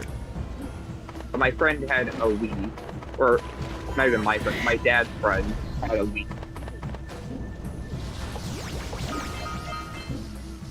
And I played that, and I hated the Wii. I still don't like the Wii's controls. I don't think anyone does. I'm bad with the Wii. The whole point of the Wii is that's meant to be like a weird gimmick. It's very rare when a Wii game had good controls. I think one of them, this is gonna be a deep cut.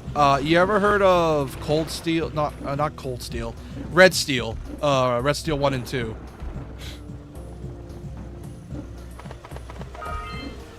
And normally I know obtuse ass obscure games. Because Red Steel was by Ubisoft. I played Metroid Dread Prime Remastered. What was the question? We were talking about how Lara is technically one of the first well-knowns, but I kind of lied when in reality it's Samus. But I don't know if Samus counts because to get hers you got to do some weird prerequisites. It was either speed running it or 100% in the game. I don't remember. It was definitely time limit based. I just don't remember. We weren't sure what the time you had to beat was.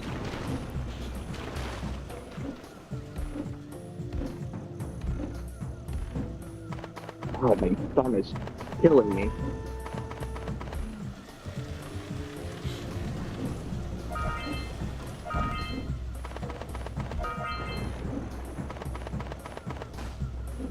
Did I get the precursor orb? Oh no, I didn't. But yeah. Wait.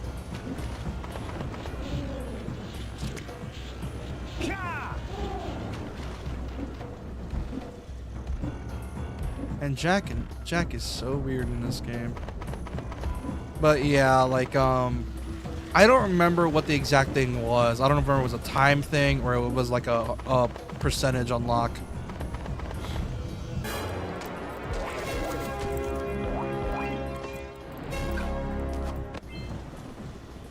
Which there is a part of me that wants to stream Legend. I want to stream Legend because it's one of my first games as a kid that I played, and that also scared the shit out of me because, ironically enough, I don't know what it is with Tomb Raider Legend. It scared the shit out of me as a kid because there was a monster at a certain point in the game where you were getting chased down by it, and what ended up happening is that it went into its POV and you had to run away from it as Lara.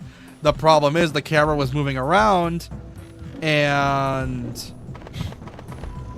you have to essentially outrun it as Lara.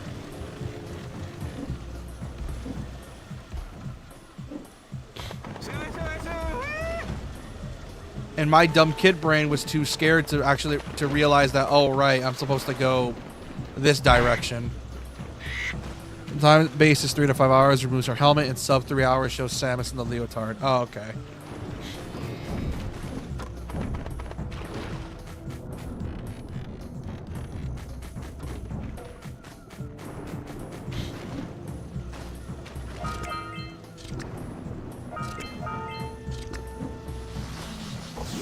I'm trying to remember where I'm supposed to go next. I know I'm supposed to unlock the other thing. Where is it? Let me get off of them real quick.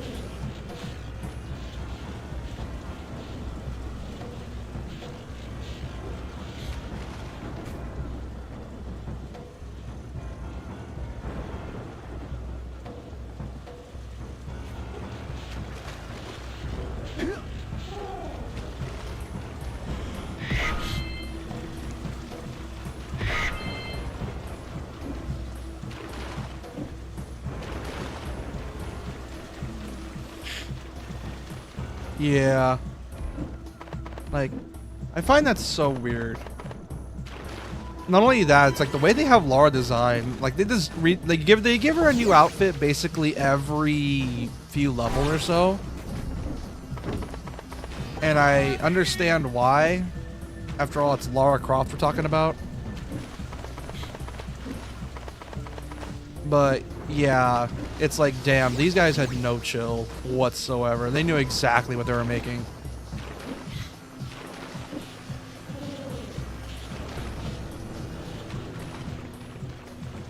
Gotta be something I'm missing here.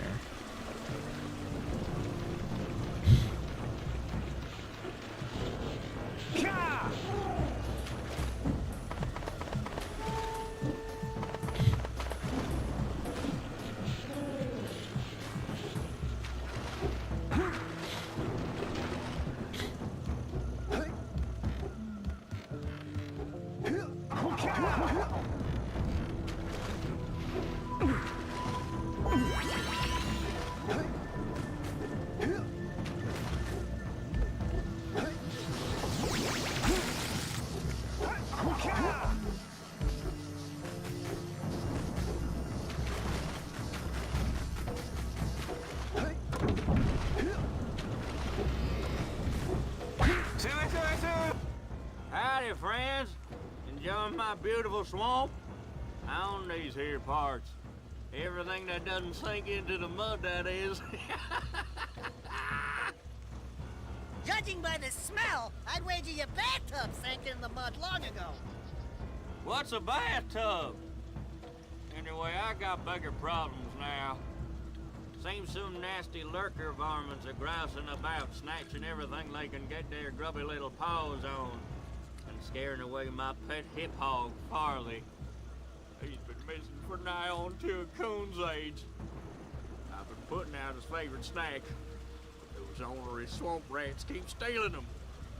If you could keep those pesky critters away long enough, I just know Farley will smell them vitals and come back. Will you help me out? Good. Those rats will be back any time. Shoot all them rats.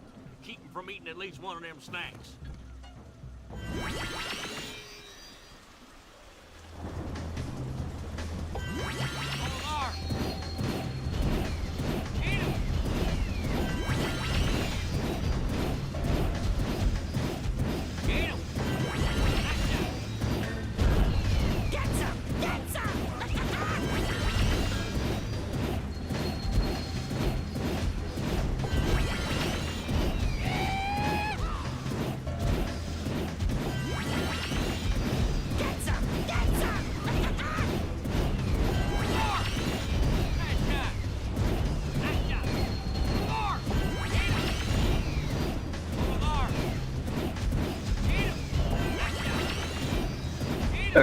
Hello.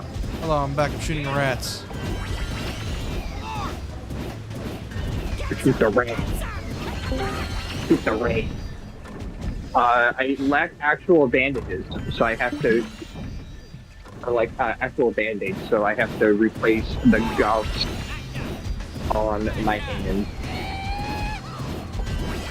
And then I had a screaming fit because I slammed my hand in the medicine cabinet somehow, and since my hand is already, and since I have the medicine cabinet open, and so I can replace the bandages on my thumb because I sliced it open.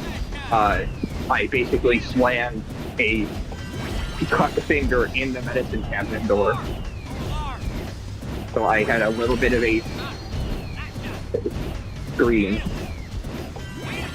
as I did the equivalent of, well, it's exactly how it says. I slammed my cut finger, my thumb, in the medicine cabinet door. Also, hey, Pro. Hello, Pro. Yeah, like. Hello. Yeah, that's rough.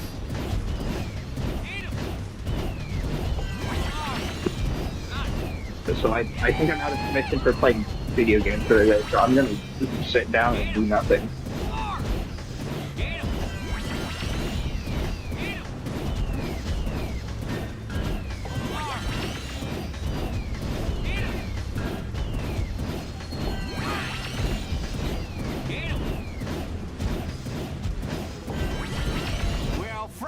Oh shit. You sure know how to shoot. Thanks a heap for the help. Not the biggest fan of the eco challenges in Jack and Daxter 1. But specifically the yellow eco. Because there's this one, when I was a kid, there's this one chest that has a precursor or a power cell in it that you have to take a yellow eco from far away and bring it all the way over there, and you have just barely enough time to aim up and shoot it. And it was so annoying. It's right at the end of the game in the volcano area. Ah, okay. I wonder how they would even remake this, because obviously the eco spots are made, in particular because of the areas. If they were to ever remake this, I'm really hoping they don't copy Jak 2's whole thing, where it's like, oh, you have your abilities mapped to the D-pad, you can switch between them. Well, that kind of defeats the purpose of you turning on the vents if you could map them to the D-pad. I think the way they would probably do it is literally just, oh, use it as ammunition. And every time you use it, you need to, like, time it. And if you want to refill, you gotta go to the vents. So here's the thing. That is kind of how it works, except it's also based on a time limit. The more you spam the shoot ability, the faster the time runs out. But there's a reason why the guns are also color-coded. Is they turn the eco into guns. So it does, like, you don't have the eco vents anymore, but you have eco ammo, but that's like thousands of years in the future. And would be a pain in the ass. Which is why I'm hoping they don't do that, because of the fact that, yeah, obviously, like, Jak 2 is probably preferred by a lot of people because it's Jak 2. It's, how do I describe Jak 2? It's everyone's edgelord fantasy, but done right. Yeah, it's Prince of Persia, Warrior Within, but the edge is more palpable. It isn't overwhelming, but it's still the perfect amount of edge. Which, what the hell is taking Ubisoft forever with that remake, which I'm pretty sure is canceled at this point. Like, it shouldn't be that hard. They did cancel it. They canceled it 2 months ago. Oh yeah, I forgot. Yeah, they canceled everything except for they're making 3 Far Cry games and an Assassin's Creed game. Which, Jesus fucking Christ. You know what's funny is that them sticking to what they know is what got them in trouble in the first place. Yeah. You know, they shut down all of their studios that weren't in France. And they restructured and they combined the 5 separate branches of the company into 3. They combined, what was it? I wrote it all down in the Discord at some point. Join the Discord, by the way. But assuming you're still streaming. But yeah, I am. They mapped the mobile games with something. Okay, I put it in gaming news. I'll look up Far Cry. Fuck. Oh, I couldn't get on! Is it back here now?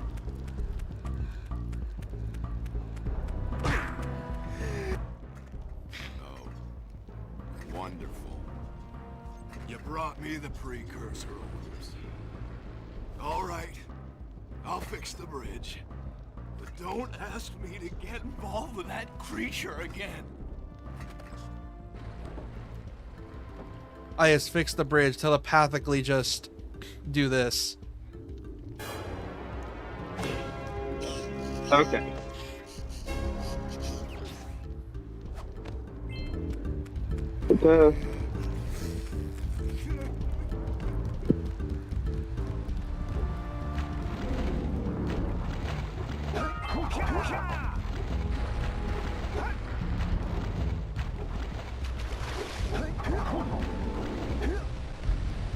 Okay. Ubisoft is slowing down all U.S. and Canada branches. They canceled 3 IPs. But the 45? restructuring the company.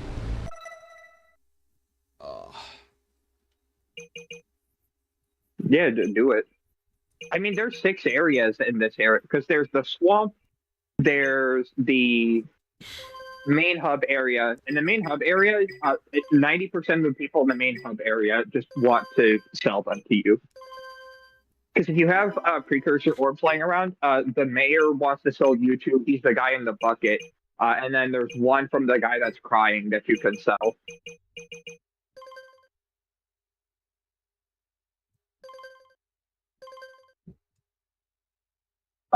And then I think you already did the underwater one. Did you do all of the power cells that were on the beach at the beginning of the game? Not Sandover Village, but when you go left of Sandover Village, there's the beach. I think. Let me check. Rock Village, Lost Precursor, Boggy Swamp, Precursor. I don't remember what.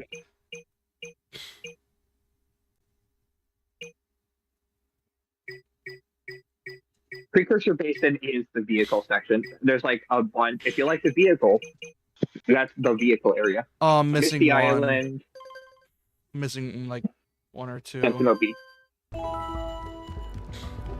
Oh, you're probably missing the one that needs you to turn on the blue eco vents to do the platforming puzzle to do. No, I did that one. And chase the bird. If you go through all of them, I can tell you which one you're missing, and I'll tell you if it's easy or not. Well, for now, I'm trying to explore most of the areas that I can. There. And you went to the underground lab already, I assume. Oh, I think I saw you in the underground lab that place earlier. over there? Yeah. I think? Pretty sure I did. We'll find out later. I think your best bet is, if you want to get a ton of them really easily, is go to the vehicle section and do all like the 2 time trials, and then catch the hour cell thieves, and then do like the 2 or 3 bike puzzles. Yeah, I'm missing one in the swamp. Like, I'm missing the one. I don't remember. The swamp is the area that I remember the least in this entire game. Because I don't like that swamp area. I always regret having to go in there and do stuff. Understandable. Yeah. Swamp levels are sort of almost the equivalent of sewer levels, except at least you don't get lost as much.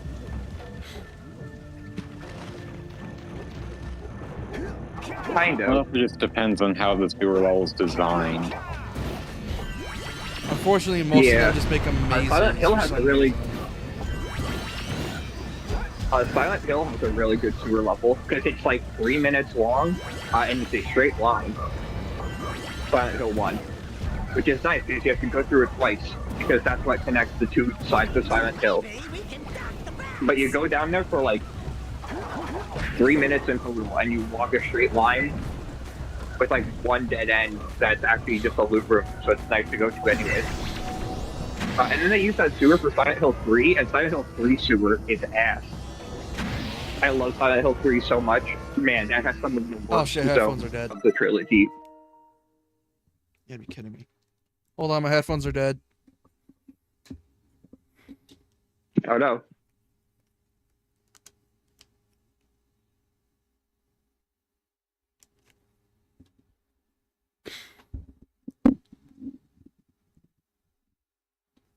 I'm back. My headphones were dead.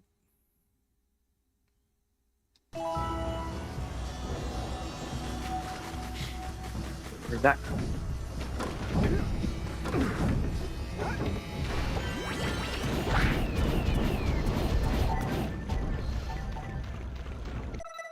I think another thing I was supposed to do was destroy all the nests, I'm guessing? Or did the nests respawn?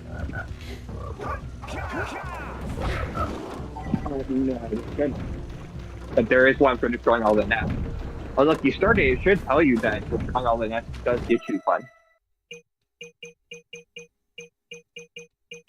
Unless there's a precursor cell per nest. No, I already got the ones for the strings. There's one for a nest I need to specifically get. I don't think I got the side. Actually, I think I know why. I don't think I got the side mission for it yet. So it's kind of just existing for now. Oh.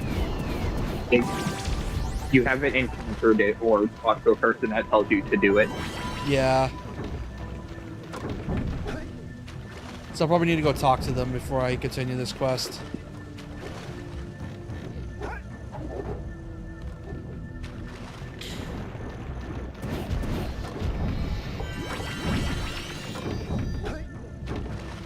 Am I going the right way?